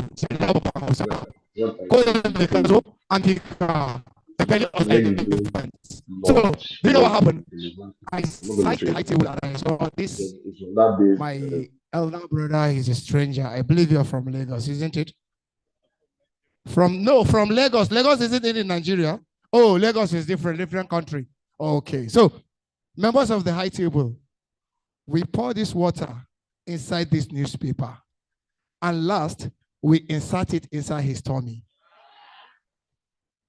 and without bringing it out, believe me, he will spend 2 weeks without drinking water, but he'll eat anything he wants. Or do you want to try? No, if you want to try, you can have it and drink the water. You know, go walk. Okay, now. Members, co-members, do you want us to bring this water out? If you want us to bring it out, I beg, raise your hands up, let me see. Members of the high table, do you want us to bring this water out? Moko leave am. Hey, it don't happen. Moko leave am. You have it in the talk. More leave am. More leave am. You go down. No, go sit down. Go sit down. Go sit down. So, from the members of the high table and the co-members, I'll start with the members of the high table. Before bringing out this water, we want you people to bail him out. And members too, come and bail him out before bringing it out. So let's go. Aha. Aha. Let's go. Come on, bail out. Aha.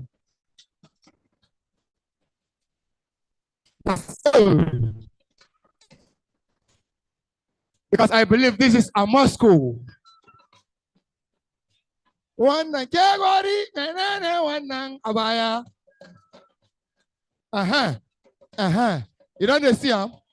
You don't see people like you. Don't worry, go share them. Members, when I don't like this one, when I come to them, drop fire. Now so,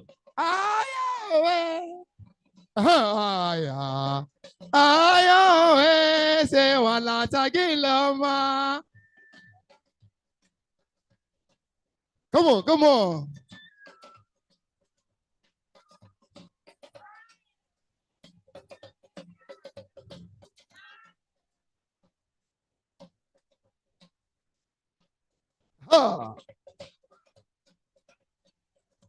Thank you. Gawa incidental American. See them, they come. Black and come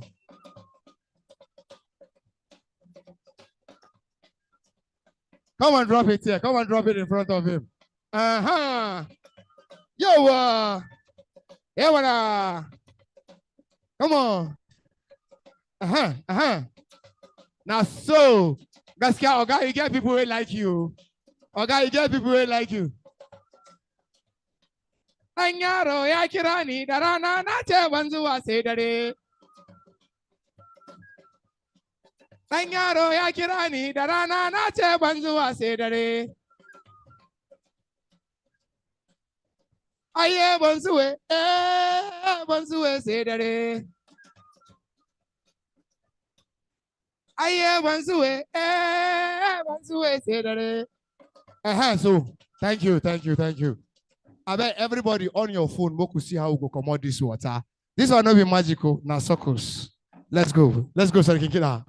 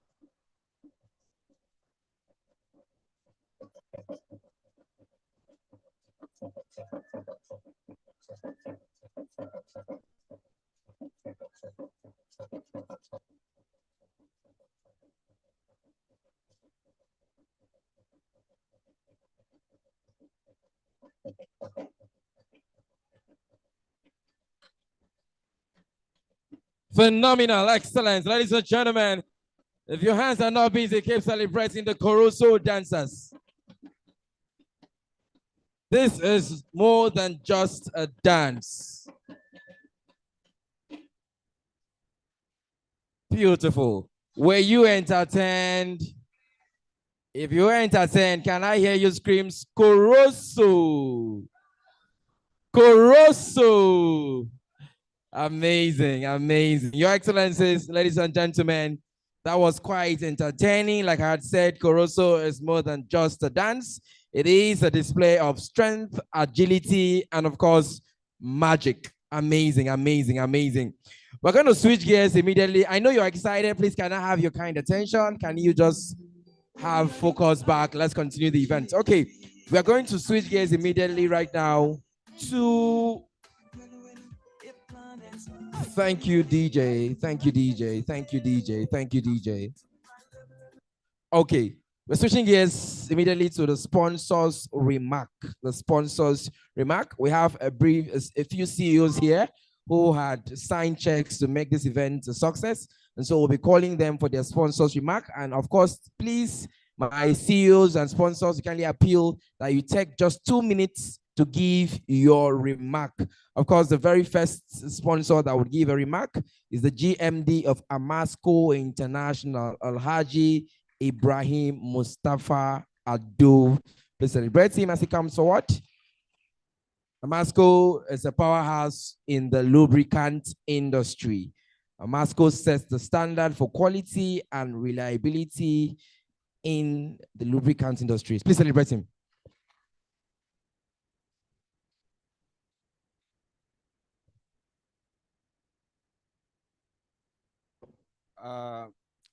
The Vice Chancellor, Bayero University, Kano, duly represented by the Vice Chancellor of AB University, other honorable professors present, distinguished guests, the chairperson of SPE, Hajia Amina Danmadami, the regional director of SPE here present, esteemed professionals, brilliant students, and the entire Society of Petroleum Engineers, good day to you all. It is a great honor and privilege to stand before you today at the SPE Africa Annual Student Congress 2025, a landmark event dedicated to shaping the future of energy industry. I stand here as the GMD of Ammasco Group, proudly representing our esteemed chairman, Alhaji Mustafa Ado Mohammed. This year's theme, Building the Energy Workforce of Tomorrow, Insight on Innovation, Technology, and Talent Development, is timely and critical. As we navigate the evolving global energy landscape, investing in young talents and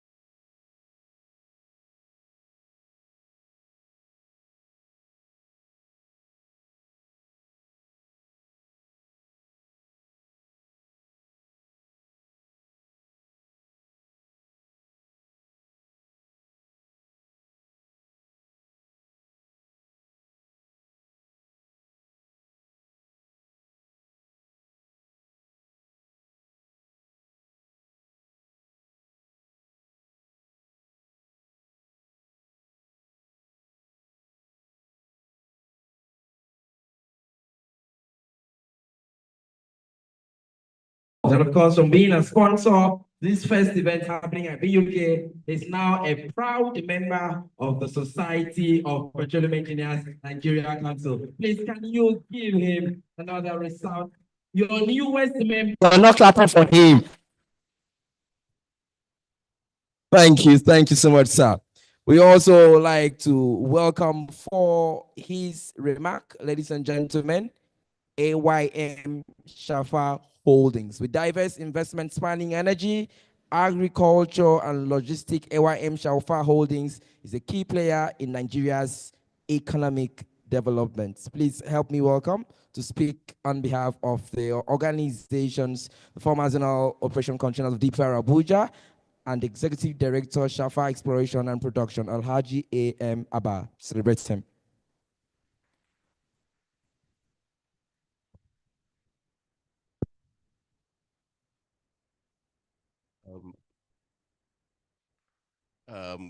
Permit me to stand on the existing protocol already established. Good morning, ladies and gentlemen. I bring you a goodwill message from our chairman, AYM Shafa Holdings, to this great occasion of Student Congress, African Student Congress 2025. When we had the theme of this conference, my chairman said, we have to be part of it. Because when you talk of innovation, Shapa, when you say AYM Shapa, that is also innovation on itself. We started as a downstream player, as far back as 1996. At the moment, we are integrated company. We are operating both downstream, upstream, downstream, midstream, and upstream at the moment. So anywhere you talk of innovation, we should be there and we should take part. I should lend our support to whoever is innovating or trying to research in innovation. Now, well, for me, I had been a regulator, then turned to an operator. Then now, I can say I'm a new member in the SPE. I've been in SPE as far back as 1990. So I have been an SPE member. I started in Lagos chapter and then moved to Abuja. I'm now in Abuja. So SPE is in my home. When we talk SPE, we talk, I'm just coming home. And the chairperson of Nigerian Council, we work with her. She worked with me as my TA when I was the zonal operation controller in Abuja. So we are happy that we have a lady as a chairperson, which is the first time that we have it in Nigeria. So it's a great move. Thank you very much. So we want to thank all of you, and feel free, those that are coming outside from outside the country. The country is very safe, and Kano is city for all. There is nobody that will say Kano is himself. He's an indigene of Kano. Everybody is an indigene of Kano. That's why Kano is expanding. That is why Kano is center of excellence. It accommodates all. So if you go back, please come back to Kano and stay. You will be accommodated. Thank you very much, and have a great day. Thank you. Thank you. So I will definitely come back to Kano. I bet you guys will not come back. Thank you.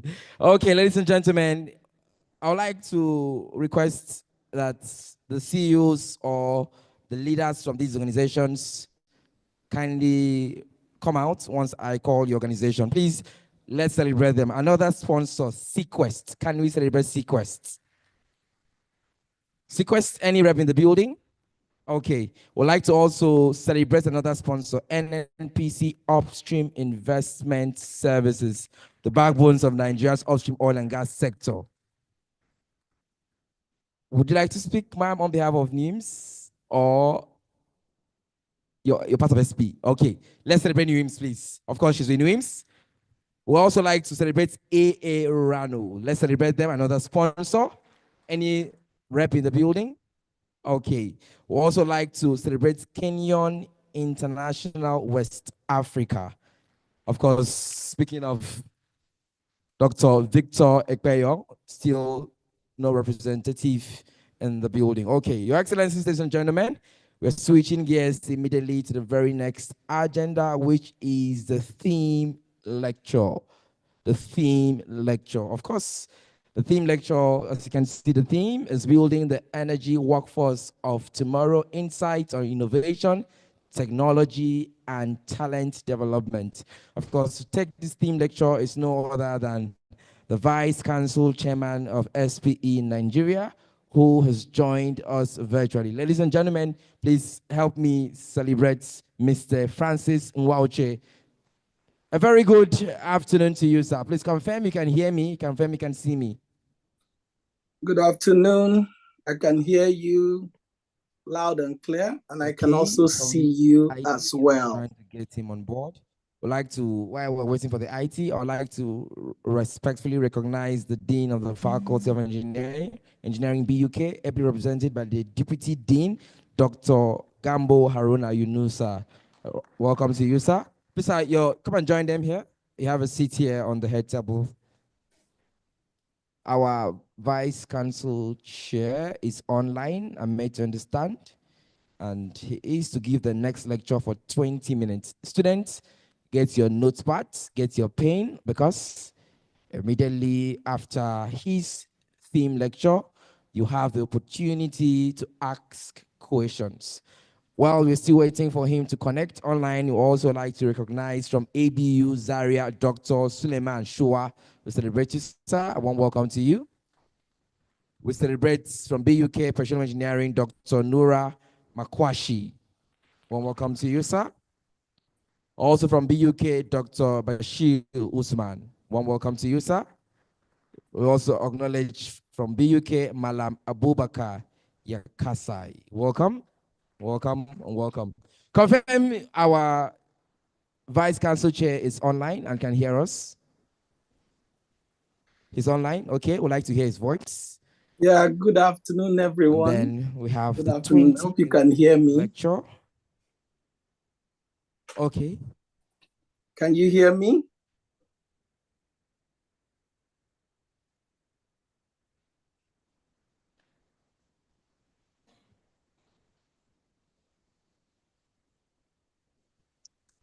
Good afternoon. I can hear you. I can see you.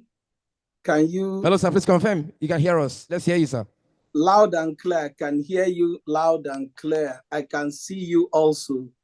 Can you hear me? Can you see me?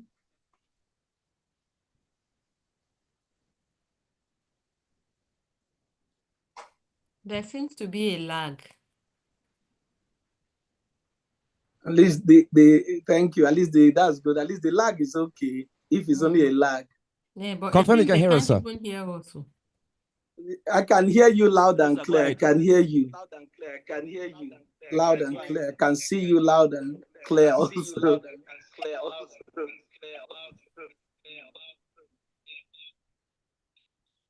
Can I commence?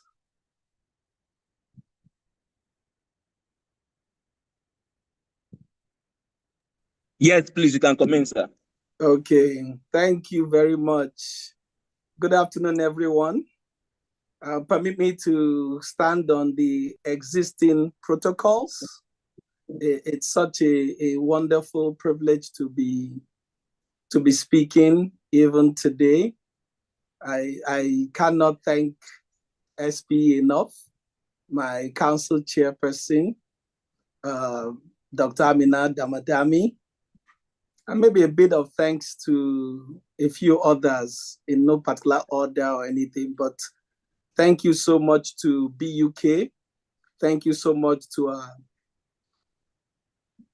Vice Chancellor for taking us, for accepting us, for hosting us. We really appreciate that.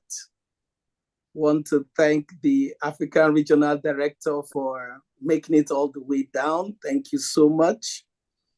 I want to also thank the distinguished speakers, the panelists that have decided to come down, our distinguished council members, our sponsors, distinguished members of SPE, the organizing committee. I'm so elated. You won't understand. I'm so elated that UK is hosting this, and I've looked forward to this a lot. I want to also thank who I can call our customers, the students, excellent students. I want to thank you for making it. Just to say that it's a huge privilege to be speaking. My name is Francis Woche. I'm the Vice Council Chairperson for the Society of Petroleum Engineers, Nigeria Council, and I appreciate this opportunity. I also want to say that I'm speaking as the Vice Council Chair, not in any capacity as my company. So we're here to talk about building the energy workforce of tomorrow for our SAASC, the SPE Africa Annual Students Conference, building the energy workforce of tomorrow. So if you go to the next slide, I'll just give a broad preamble. So what do we refer to when we say building the energy workforce of tomorrow? We're talking about the strategic efforts. We're talking about initiatives that are aimed at preparing and developing a skilled, a knowledgeable, and an adaptable workforce for the future energy sector. It involves addressing the evolving needs of the industry because a lot of things are changing: technology, the sustainable goals, the energy consumption patterns. And in the broad scheme of things, there are a couple of areas that are critical to addressing the evolving needs: education and training, innovation and adaptation, partnerships and collaborations, diversity and inclusion. And a lot of people have spoken about that earlier on, so I might not dwell on them too much as we go into some of the things that I will talk about in specific details. So of course, we know that education and training is very critical. You must know, have the right educational programs and the right vocational training. We must encourage innovation, which is what SPE is all about. We must have partnerships. I think Ugochi mentioned about networking, collaboration, partnerships, but we're looking at it from the educational sector, the government sector, and the private sector. And then of course, diversity and inclusion, which is definitely to harness the wide range of perspectives and talents that we have. If you go to the next slide, you will see that my perspective here to talk about the transitions that are ongoing. I know the African Regional Director mentioned about transitions. So in terms of building the energy workforce, we have to look at global trends. We have to look at the local trends, and that ties into the ongoing transitions that we're seeing. And as employees, we need to address these and look at these trends. The energy industry, we know, is undergoing transformative shifts, and these transformative shifts will redefine how we operate in the oil and gas industry. As students, you know that you're going to be the future professionals, so it's imperative that you understand the broader trends and that the transitions that are going on and how they will impact your career. So some of these transitions that are going on in industry will be listed below. And it's not exhaustive, but some of the ones I'm focused on. We're transiting from fossil fuel to cleaner energy. It's a very critical area. We're transiting in the area of the Petroleum Industry Act. So you see a lot of things are happening in industry locally here that are changing the way we work, even as companies. There's a transition among employees with their families living abroad. You may not know, but it's a critical thing in the industry. A lot of families of employees live abroad. So it dictates how we're going to work in the future. There's also the transition involving many of the older generation leaving, and we'll talk about that as we go on. So there's a huge demographics that will be leaving in the near future, and there's a huge gap where we have the younger ones to replace. And for me, if I were for you, if you're a student, I would say that's good news. Then you also have the digital transition. And of course, there's another transition that's important, transiting from the international oil companies to the indigenous majors. That's how I call it. So I want to focus on 3 key transition areas for you. And then I'll have 3 key asks that I want to ask of you. So the first key transition area is the digital age. And so there's artificial intelligence, there's digital age that is transiting. We're having new technologies that are coming up, combined with data-driven insights. And these things are transforming operations. They are boosting agility. That means the speed at which things go and how we make our decisions, strategic decisions. And they're resulting in new business models. So the way we used to work as a business is changing. We have what we call machine learning and AI. A lot of you are already conversant with it as students.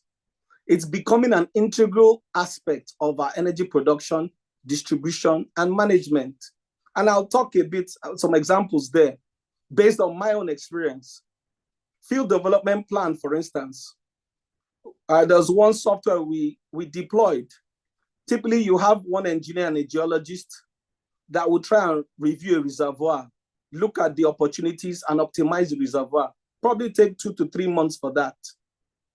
We decided with AI and the machine learning that was brought, a pilot case was made, and we used about 3 months to do front-end loading, to upload the data into all the data, historical data of that field, of that reservoir, into the software. It took us about 3-4 months. When we ran the field development plans for that field, it gave us 16,000 optimization opportunities in less than 30 minutes.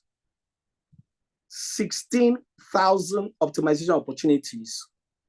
So you would have to now begin to zone them to say, okay, I want to do only choke changes. So let me look at choke changes. I want to perforate shallower than where I used to perforate in the reservoir. So let it be this. And then you'd now streamline it and filter it so that it can suit you. This was what only 2 engineers would do only on one reservoir for like 3 months. That was done for an entire field in 30 minutes. That's where we are going to. We have the pipeline corrosion to predict potential leaks. You put your pipeline historical leaks, all the leaks you've had in history, based on corrosion, based on your wear and tear, and it will tell you when your next corrosion will take place, where it will take place. You put in a lot of data into that front end load, and it begins to tell you. So you now prevent that. Also on the issue of drilling of wells with manless rigs, I know that as at a couple of years ago, there is a pilot going on for like 3 rigs that are used to drill wells without anybody on that rig. In case you don't know, drilling data is one of the best data in our industry. Over the years, you'd have your drill pipes, your connections, your drill bit, your drill depth, your mud weight. There are so many things. Those data, they are all written down. They've uploaded that data into the computers. And with all that data, it can tell, it's now drilling its rigs. They are now drilling wells by themselves. Just like how we have driverless cars being tested. So we have that that's being tested. And so that's where we're going to. So it's very important you understand this is one key area of transition. The next is the aging transition. The average age of workers from statistics, not verified yet, but I know that it applies in certain areas that I am involved in, is around 56 years right now. And a lot of them will go within the next 10 years. As these workers retire, the industry will face difficulties in finding what? Qualified replacements, not finding replacements. We can always find replacements, but you need to find qualified replacements. And you know, our industry is an industry that heavily relies on expertise and experience of its workforce. So the transfer of knowledge from the older to the younger workers becomes a critical issue. And without that effective knowledge transfer mechanisms, valuable insights and skills will be lost, and it will impact our industry's productivity and innovation. And I can almost authoritatively tell you that it is already impacting our industry. So we'll go to the next slide. The transition of the majors. In case you've not been following the trends, just to let you know, Seplat acquired Mobile Producing Nigeria. Renaissance bought over Shell's Nigeria subsidiary just recently. Owando bought over Nigeria Ajib Oil last year. NNPC took over assets of Adax Limited. So there is a transition of what we call the IOCs in Nigeria to Nigerian majors. And what this change is going to do is going to foster increased local innovation, is going to increase entrepreneurship and economic growth. And that change will require more local intellectual capacity. So the transition will create new opportunities for young professionals like you. So it's a huge opportunity for you. And I'll talk about what it means as I go to the next set of slides. So there are three asks I have of you. We'll talk a lot more about digital, but as a student, I don't want you leaving this place without understanding these things. And like I like to say, I like to preach rather than to teach. What I mean by that, I want you to leave with something. And if only one student leaves with some life-changing or life-transforming knowledge, that's enough for me. So with the technology evolving constantly, we need to embrace lifelong learning. What are you going to do? You're going to enroll in online courses. You're going to enroll in certifications to gain expertise. You're going to attend webinars. You're going to attend workshops. You're going to attend industry conferences like SPE, like this students' conference, so you can be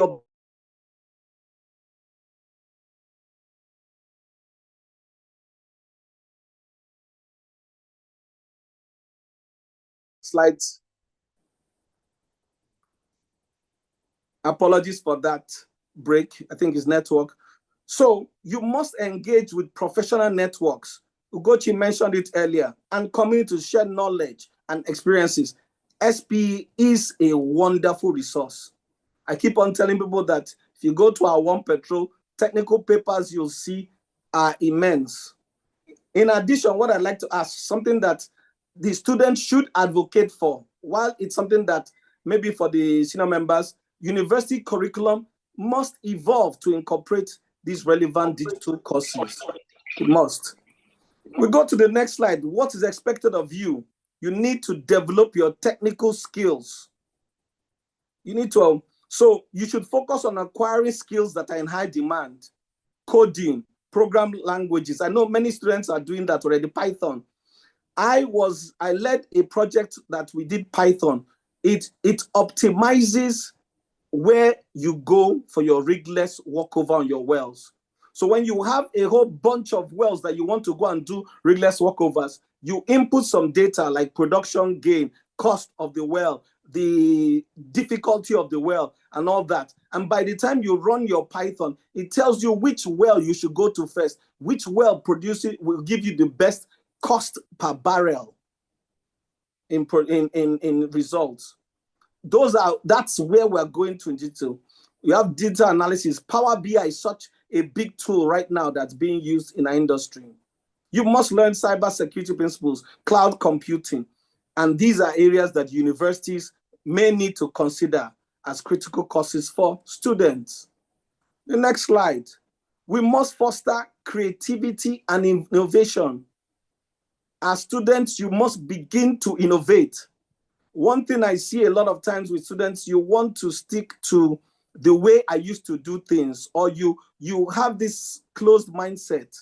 You must begin to think of yourself as what will you create what would you innovate? And the way to go about it, you must participate in hackathons. You know about that. Innovation competitions to brainstorm and develop new ideas. In your own teams, in your own groups, create study groups and come up with brainstorming this thing. What model can we create? How are we going to create new things? Okay, there are problems in our industry. What do we do? Even if it's not something that's doable. I remember when I was doing my MBA in a college outside, Imperial College, they said we should develop a model for a beer that is not alcoholic, that doesn't give hangover. Yes, I know we don't like to, I don't drink or anything, but I'm just trying to say what they're thinking of is just something that is not, it doesn't make any sense, but they're thinking it to create a solution. Collaborate with your peers from different disciplines. Look at other schools. What are other schools doing? If you focus on your school alone, you can be caught up in the fact that you are myopic in your thinking. And then you adopt a growth mindset. So the growth mindset is to believe that abilities and intelligence can be developed. So you can develop yourself through dedication, through effort, through learning, rather than being fixed traits. People with a growth mindset embrace challenges, and then they learn from their mistakes and find inspiration. So it's crucial. What should students do? Embrace challenges. When you see challenges, view failures as opportunities for learning. When you failed, say, oh, I'm learning something from it. Seek feedback and continuous improvement for your skills and talents. And then set ambitious goals. We call them what we call stretch goals. So you know these are the goals you can achieve, but stretch yourself. Some of you are saying I can make a 2-2. Stretch yourself to a 2-1. Some of you are saying you can make a 2-1. Stretch yourself to a first class. Those are stretch goals. At the end of the day, you may not achieve it, but you gave yourself a target, and you find out that you probably did better than you were. So again, what's expected of you? Another ask for the aging transition. Some of them were mentioned earlier. You must seek mentorship. Seek mentorship. Actively engage with experienced professionals, because the skills you will get in the school, head knowledge, will not be sufficient. You must learn from those that are experienced in the industry.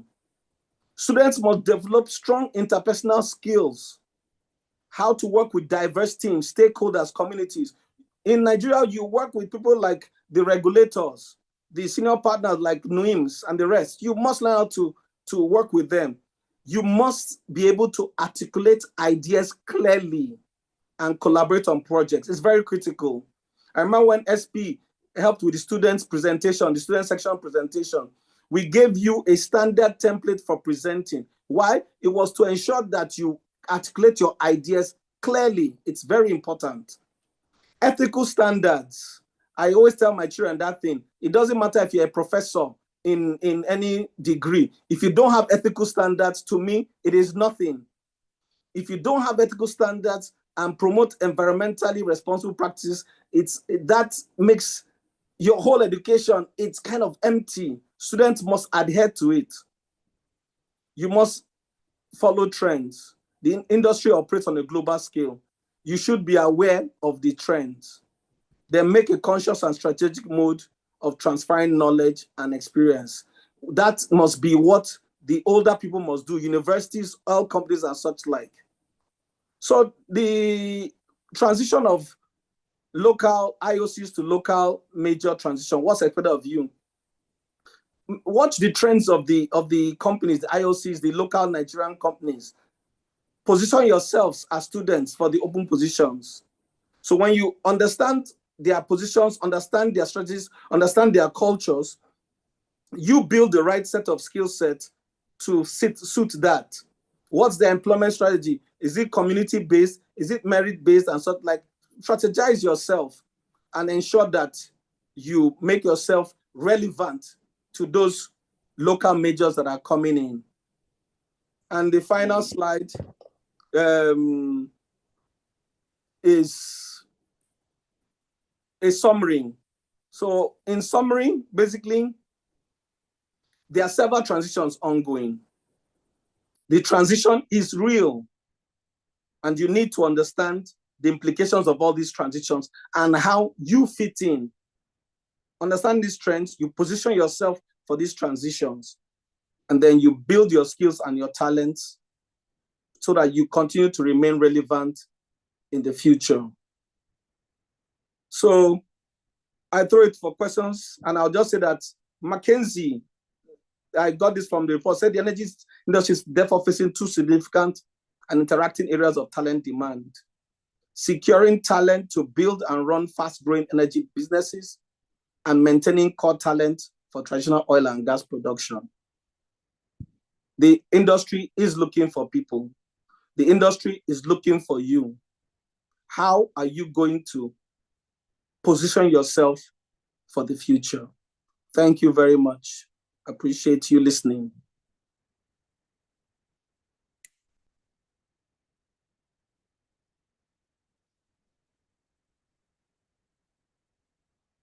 Opportunity to ask questions, and then for course of time, just 2 questions. Please come out. Just 2 questions.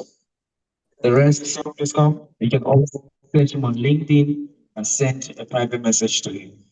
Just why are we not having female ask questions? Why? Okay, please come. Your name, your school, and your question. Thank you. My name is Taiwo David Okumala from Federal University of Technology. So I appreciate the speaker for the wonderful speech. So my question basically is that the students, all delegates, is it possible to get this slide? So and possibly the first speaker, if we can get this slide. Thank you. Any response, sir? Any response, sir? It's something we can do. We'll look at it and revert. Yes, it's something that we can do.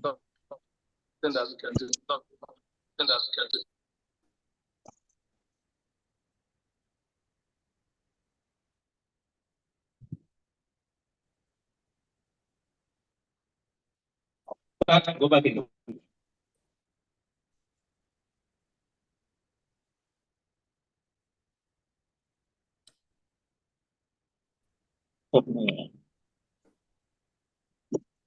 Mr. President, what's the response to the first question, sir? I missed that. Can you repeat the question? I just didn't hear anything there. Maybe from you can repeat that your question. Okay, the student will ask you to like to kindly avail the slides for your Oh yes, I presentation. said. Yes, I responded that we will look at it and we'll try and get it. I think it's something we can do. I will try and get that across. Not a problem. Okay, sir. Yes. Okay, second question. Hello, everyone. Thank you very much, sir, for this wonderful section. So, my name is Obande Adole. I'm the Vice President of SPE chapter. So, I wrote down a question. How can one, after hearing all these skills, digital skills, and the person know that these digital skills are very important in this journey, and he noticed that there are not enough tools. When I mean tools, let's say you're on Coursera, you have to pay. It's not everyone that sometimes you apply and get cost. You get the cost. So the question is, how can one that is actually having this eagerness to learn these skills and is not having the tools, how can you go about it, such as the laptops, such as the data subscriptions, and thereabouts? Thank you, sir. So very, very good question. It's really a tough area in this our locality. I agree with you. I understand where you're coming from. But what I try and do, let me put it this way. I know it's something that people don't like to hear a lot. You will find out that that student that's looking for the laptop and can't find has an iPhone 16. And I ask a question, how did you get that iPhone 16? What I'm trying to say is that that zeal, that passion, that drive to get that iPhone 16, when you put that drive into getting these skill sets, you'll see that doors will be open to you. So what I will ask you to do is, like I said about global trends, local trends, what I would say is that you need to be connected, especially online. You need to be connected. On the social media, connect with SPE, connect with the sections, connect with people that mentors, connect with NUIMS media, connect with the relevant ones.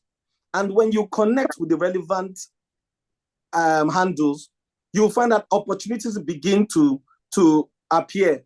And you know the way social media works, I love it.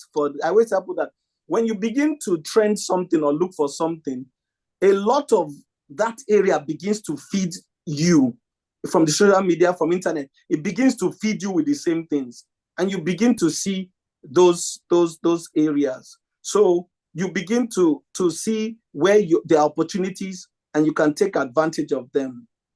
So please, like SPE gives a lot of opportunities. Take advantage of it, get to know it properly, and utilize it.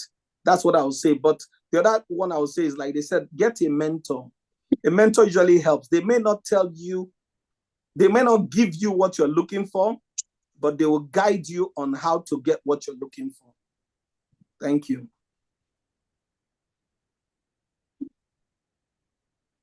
Thank you so much, sir, for taking time to please celebrate it, please. Give a round of applause. Last words was get a mentor. On this stage, because right before you leave here, try and exchange contacts, try to ask the LinkedIn, go on LinkedIn, send the messages, and of course, they would be very, very available to assist you. We switch immediately to another lecture by Ammasco International Limited. And after the lecture, we'll have a few goodwill messages. After the goodwill messages, we present award. After the award, vote of thanks, and we go for lunch. So please kindly keep giving me your attention. I'd like to recognize Professor Salahuddin, Chemical and Petroleum Engineering, who is here present. Thank you so much, sir, for joining us. Ladies and gentlemen, to give, you can celebrate it. Of course, to give the very next lecture, we'd like to welcome Engineer Pastor Joseph Idome from Ammasco International Limited for yet another 20 minutes lecture. Please have welcome Pastor who is on here for his lecture.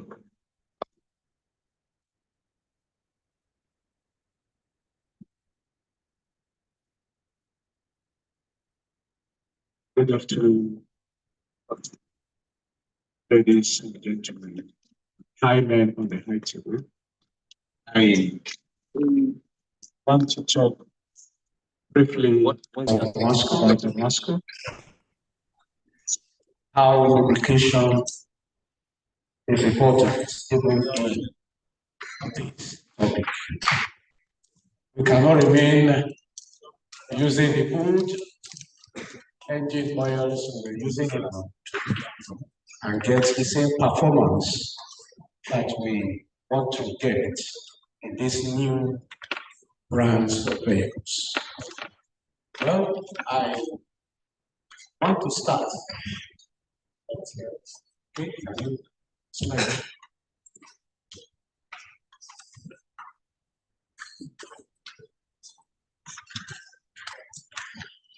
Okay, let's go to slides. I will talk and you listen.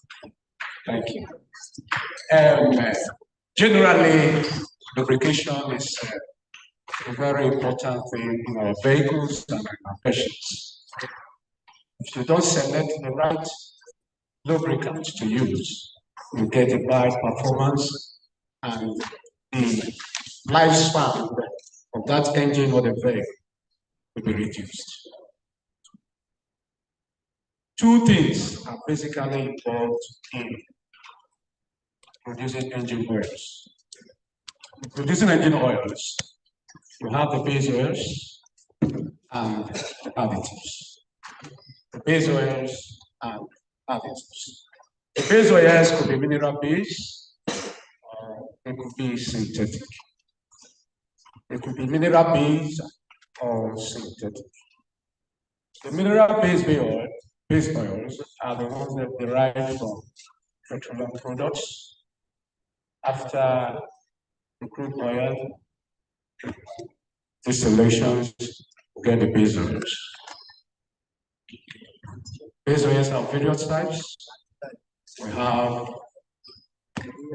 150, which is the thick one. We have the light one, SN 900, SN 500 to even SN 50. That is, when I say SN, say solvent nutrient. Solvent nutrient. This one's go further distillation to remove some of these things. Then the synthetic base. The synthetic base ones. The synthetic base are not actually mineral oils, they are chemicals in nature. Molecules added together, smaller molecules added to get the synthetic one. The additives. In Ammasco, especially, we don't use anyhow additives. We partner with the world largest producers in the world, like Riverson, Chevron Coronite, Afton Chemicals, Paysmate International, and all these additives are the ones we use. No matter how good the base oil is, whether it's synthetic base or mineral base, they cannot do the work of lubrication. You need the additives. You need the additives. The additives are the one that does the work of lubrication. For instance, we have various types of additives, but for this, basically I will divide them into 3 groups. There are additives that modify the base oil. There are additives that wash the engine, and there are additives that put the engine. There are additives that modify the base oils, the mineral base oils. We have additives also that cleans inside the engine, and we have additives that protect the base oils. Base oils have various characteristics. We have the viscosity, have the viscosity index, have oxidation stability. So these additives, the ones that modify the base oils, we change the characteristics, like for instance, S500, which have viscosity 10.5 to 11.5. It can change it from when you want to modify it, change it to another viscosity grade. You can change it to 12, change it to 14, depending on the treat of the modifiers impute inside. And we have the additives that protect the engine.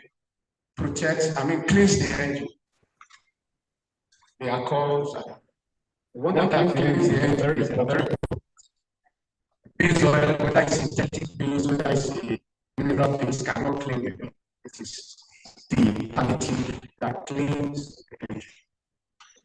Cleans inside the engine, protect the engine from wear and tear. The ones that also stabilizes the base oils. Ordinarily, base oils, if they are kept for any period of time, they will change their state, and that is the most guys. So there are additives that protect the base oil from changing its state, so that you can keep it for a good lifespan. For instance, you can maintain a good engine oil that you produce for 5 years before you can change states. We also have the additives that function, some additives. One, the additives will stop the engine from, protect the engine from wear and tear. Normally, if two metals rubbing themselves, wear and tear takes place. But what did the additive do? The additive protects the engine from wear and tear by forming a thin layer of emeritus. So that is, let me go down to Ammasco progress. Why is Ammasco progress so important?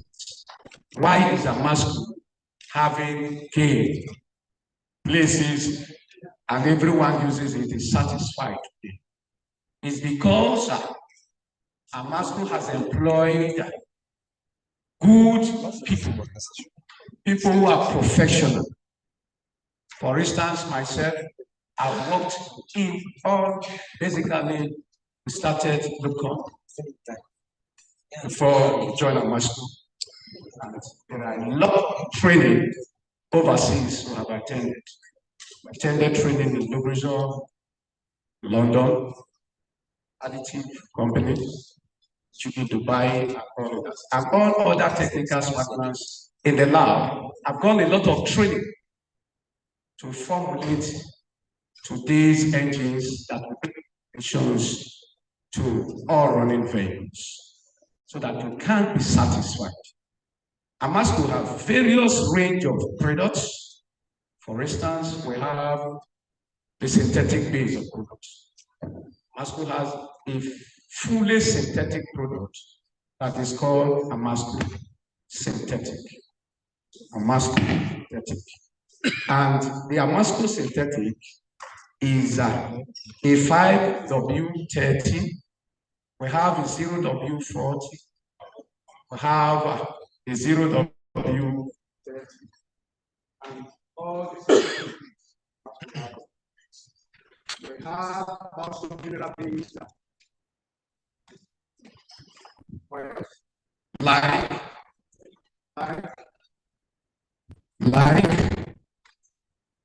Ammasco 20W50 having the highest API, especially the mineral fuels. SM Ammasco 5000 is having the highest mineral base in the API classification, having SM. I like to talk briefly on SA and API. They are very important for every person who uses engine. I know many people who do the airlines content, they don't understand some of these, why some products are high in price, why some are lower in price. Generally, all over the world, in lubrication system, we use two big words to classify engine oils. We have the SAE and the API. The SAE is the Society of America's Engineers. They classified lubricants based on the viscosity. That is how thick the oil is. Then we have the API, which is the American Petroleum Institute, that classified according to its performance.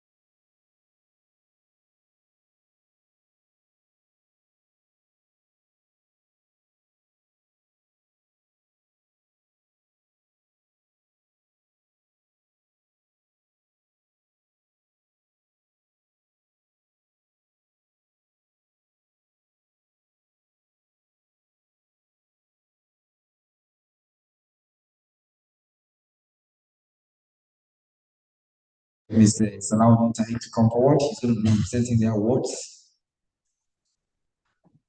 First recipient tonight, ladies and gentlemen, is the Vice Chancellor of Bayero University. This is a celebrating to come forward. Down will be better, yes, sir. Okay, so you go down, please. Vice Chancellor, Honorary SPE, location of this. The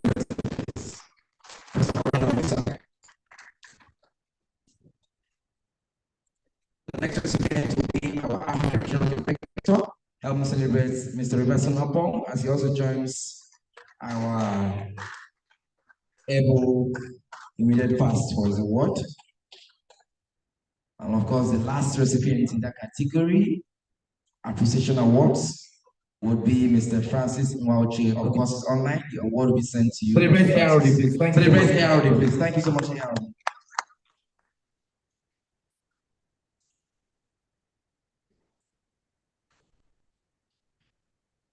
ARD, please. Thank you so much. Thank you so much.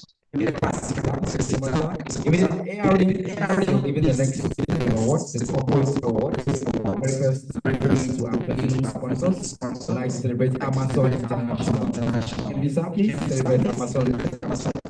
We believe that next year you will set to go this again. Thank you, Ammasco. Thank you, Ammasco. Ammasco International. Ammasco International. Thank you. Corporate platinum sponsor. Kenyon International in the building. Adapt not. In the building. Adapt not. Okay. The very next we will be presenting to the AYM Gold sponsor. Let's celebrate former director.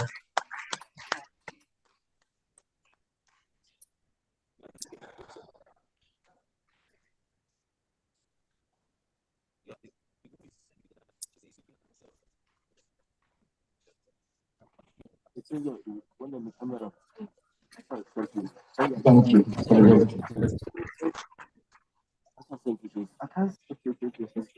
Ladies and gentlemen, thank you so much, Harry. The very next award to be the Secretary of the University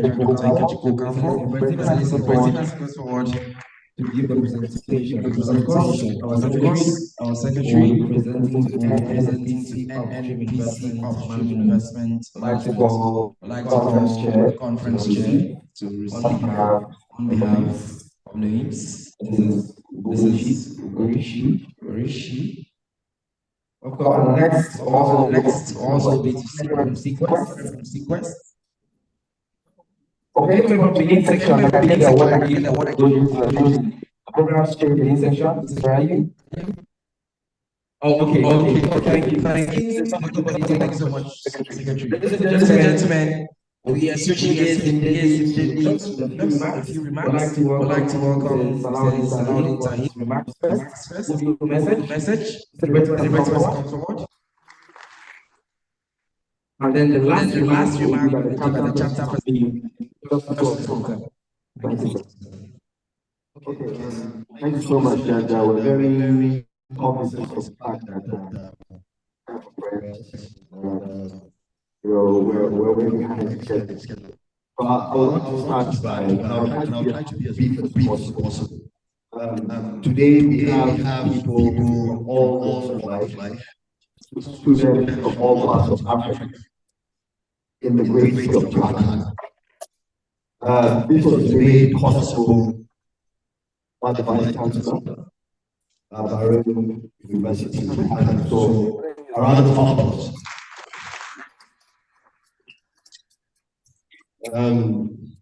Secondly, our sponsors, of course.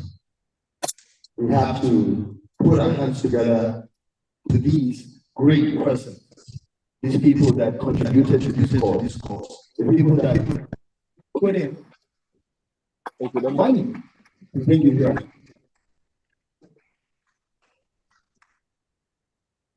I just want to add something, just to understand the importance of this. And that is what SPE is all about.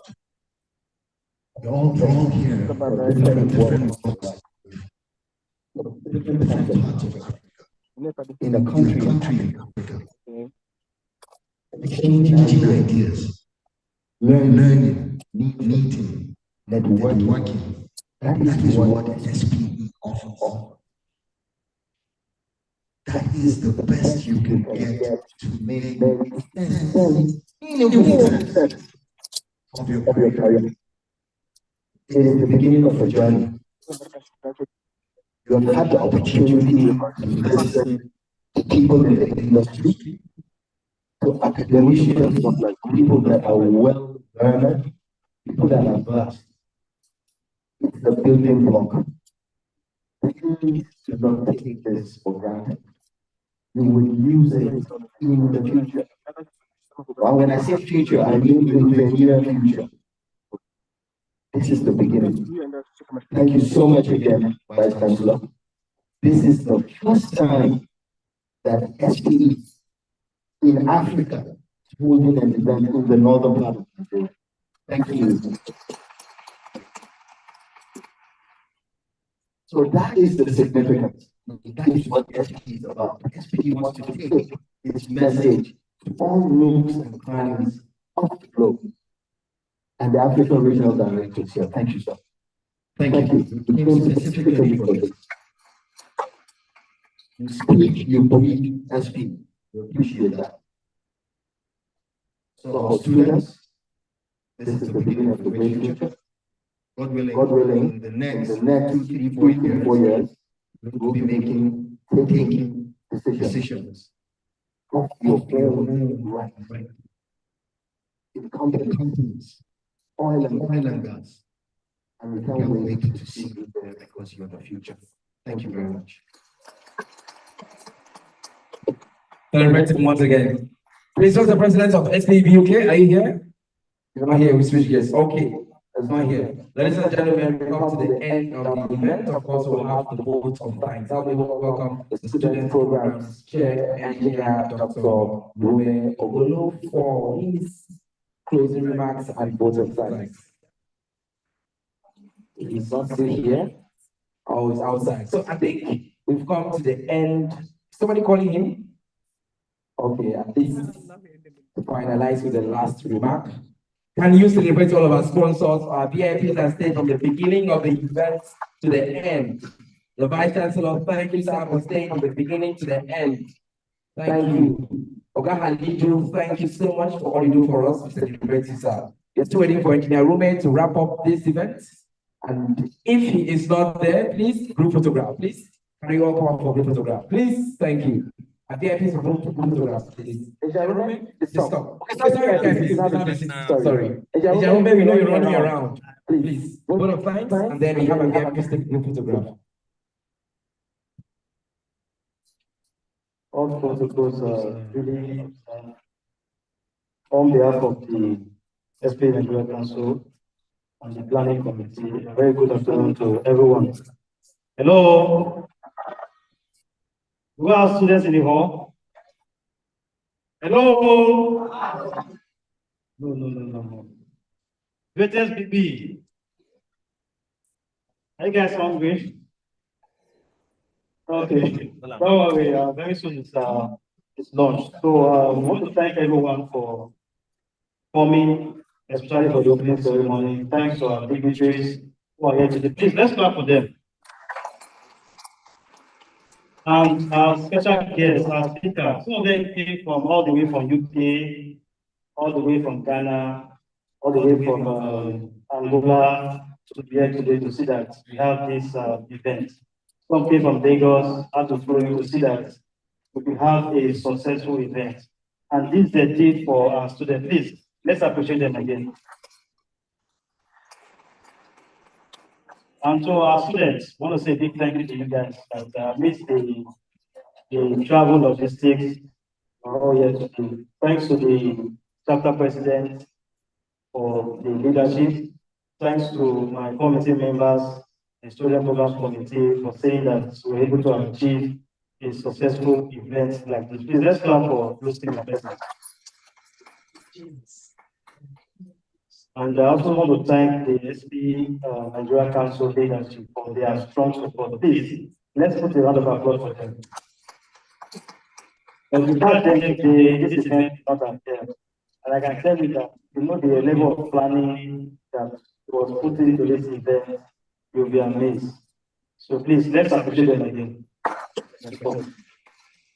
And also, I want to thank the management of BUK, because most of the things you see here today, they gave us to us freely. Please, let's appreciate them. I can remember when we paid a personal visit to the Vice Chancellor, I said all that we requested for is going to work. It gave it to us at that point in time. That's why you can see that we're having the event. Normally, the school is off session, but because of the event, they made provision that there must be light, there must be power, and there must be electricity so that the events can work. They give us so many things that we ask for, and we really want to ask for. Let's clap for them, please. And a big thanks to our sponsors. So the sponsors have the student at, and they were so concerned that when we spoke to them, they said, students, yes, approved. Please, let's clap for them. And also thank our AROD that as well. And we appreciate everyone, our special speakers that are here present. And please, this is just the beginning, right? Hello? Let the tempo be high. Hello? There's more, right? So thank you. So sorry, I just quickly came back because I remembered, I'm a messenger. The council chair specifically asked me to thank her two bosses. The people that have worked with her through her career, Alaji Halidu and Alaji Oppong. You know, he told me that Alaji Oppong came all the way from Misau. Alaji Halidu was supposed to go to Katsina. But these are people that have worked with her. They're now retired, but they're still in touch with her. And they're supportive. That is what SPE is all about, ladies and gentlemen. So let's give her, you know, a round of applause. Thank you so much, sir. On behalf of the council chair, she is deeply appreciated, and we appreciate that support. So please learn something. Get a mentor and ensure that your mentor supports you, because that's what you're doing. Thank you.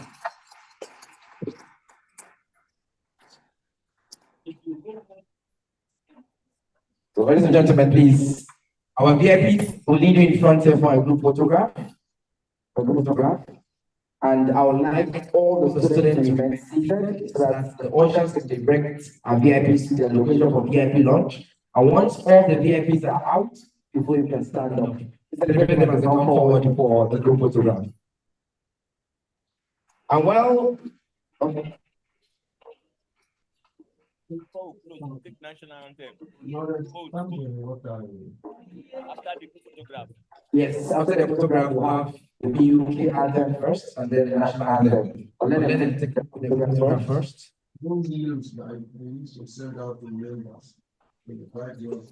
SPE. Yes, clean energy. I gave you a tip. Make sure. Before you leave Kano, you get their contact. Oga, the meetup is there to help you. And he has money to also dash you. Same there. So all our speakers, when I say SPE, we will thumbs up to respond with clean energy. SPE. Your thumbs up to respond with clean energy. SPE. Okay. Please remain where you are. We'd like to have the BUK anthem. Thank you. Pause the music. Play the BUK anthem. Please, may we all rise as we play the BUK anthem. And then just the first stanza of the Nigerian anthem, and then we go BUK anthem first.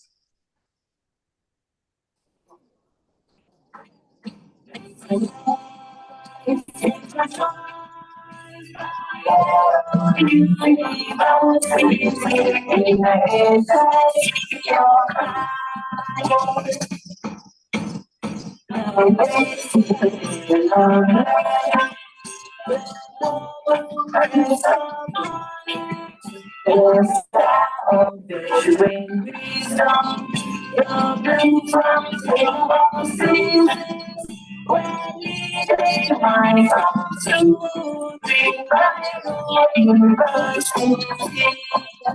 For every piece of my life, every part of knowledge, to know you, to pray, to feel how you try.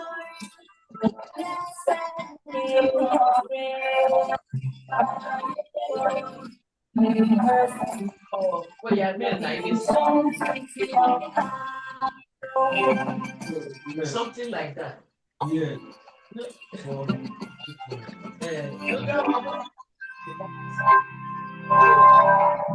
Second stanza of the Nigerian anthem, please.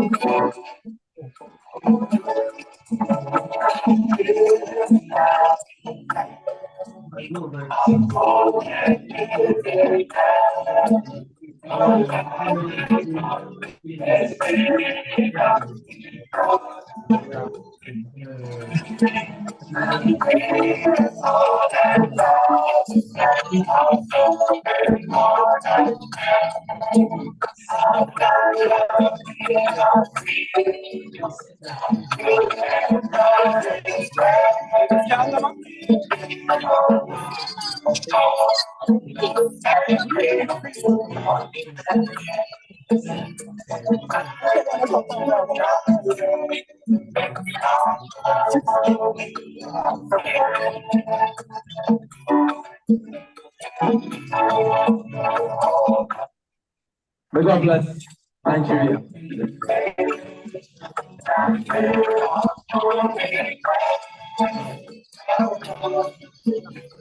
Thank you. Please, students, remain seated. Let the VIPs welcome students, please remain seated. All of the students, please remain seated. Once the VIPs are out completely, you can now continue and head over for lunch. Thank you so much. My name is Prof Haruna Musa. My pleasure it is to always serve as the master of ceremonies. Thank you.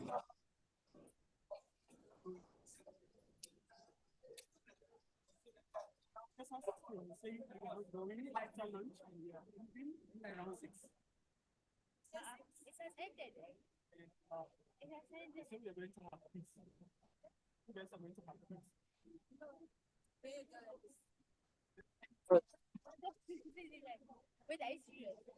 We are coming back. But he just said ended. It has ended this station. Oh, okay.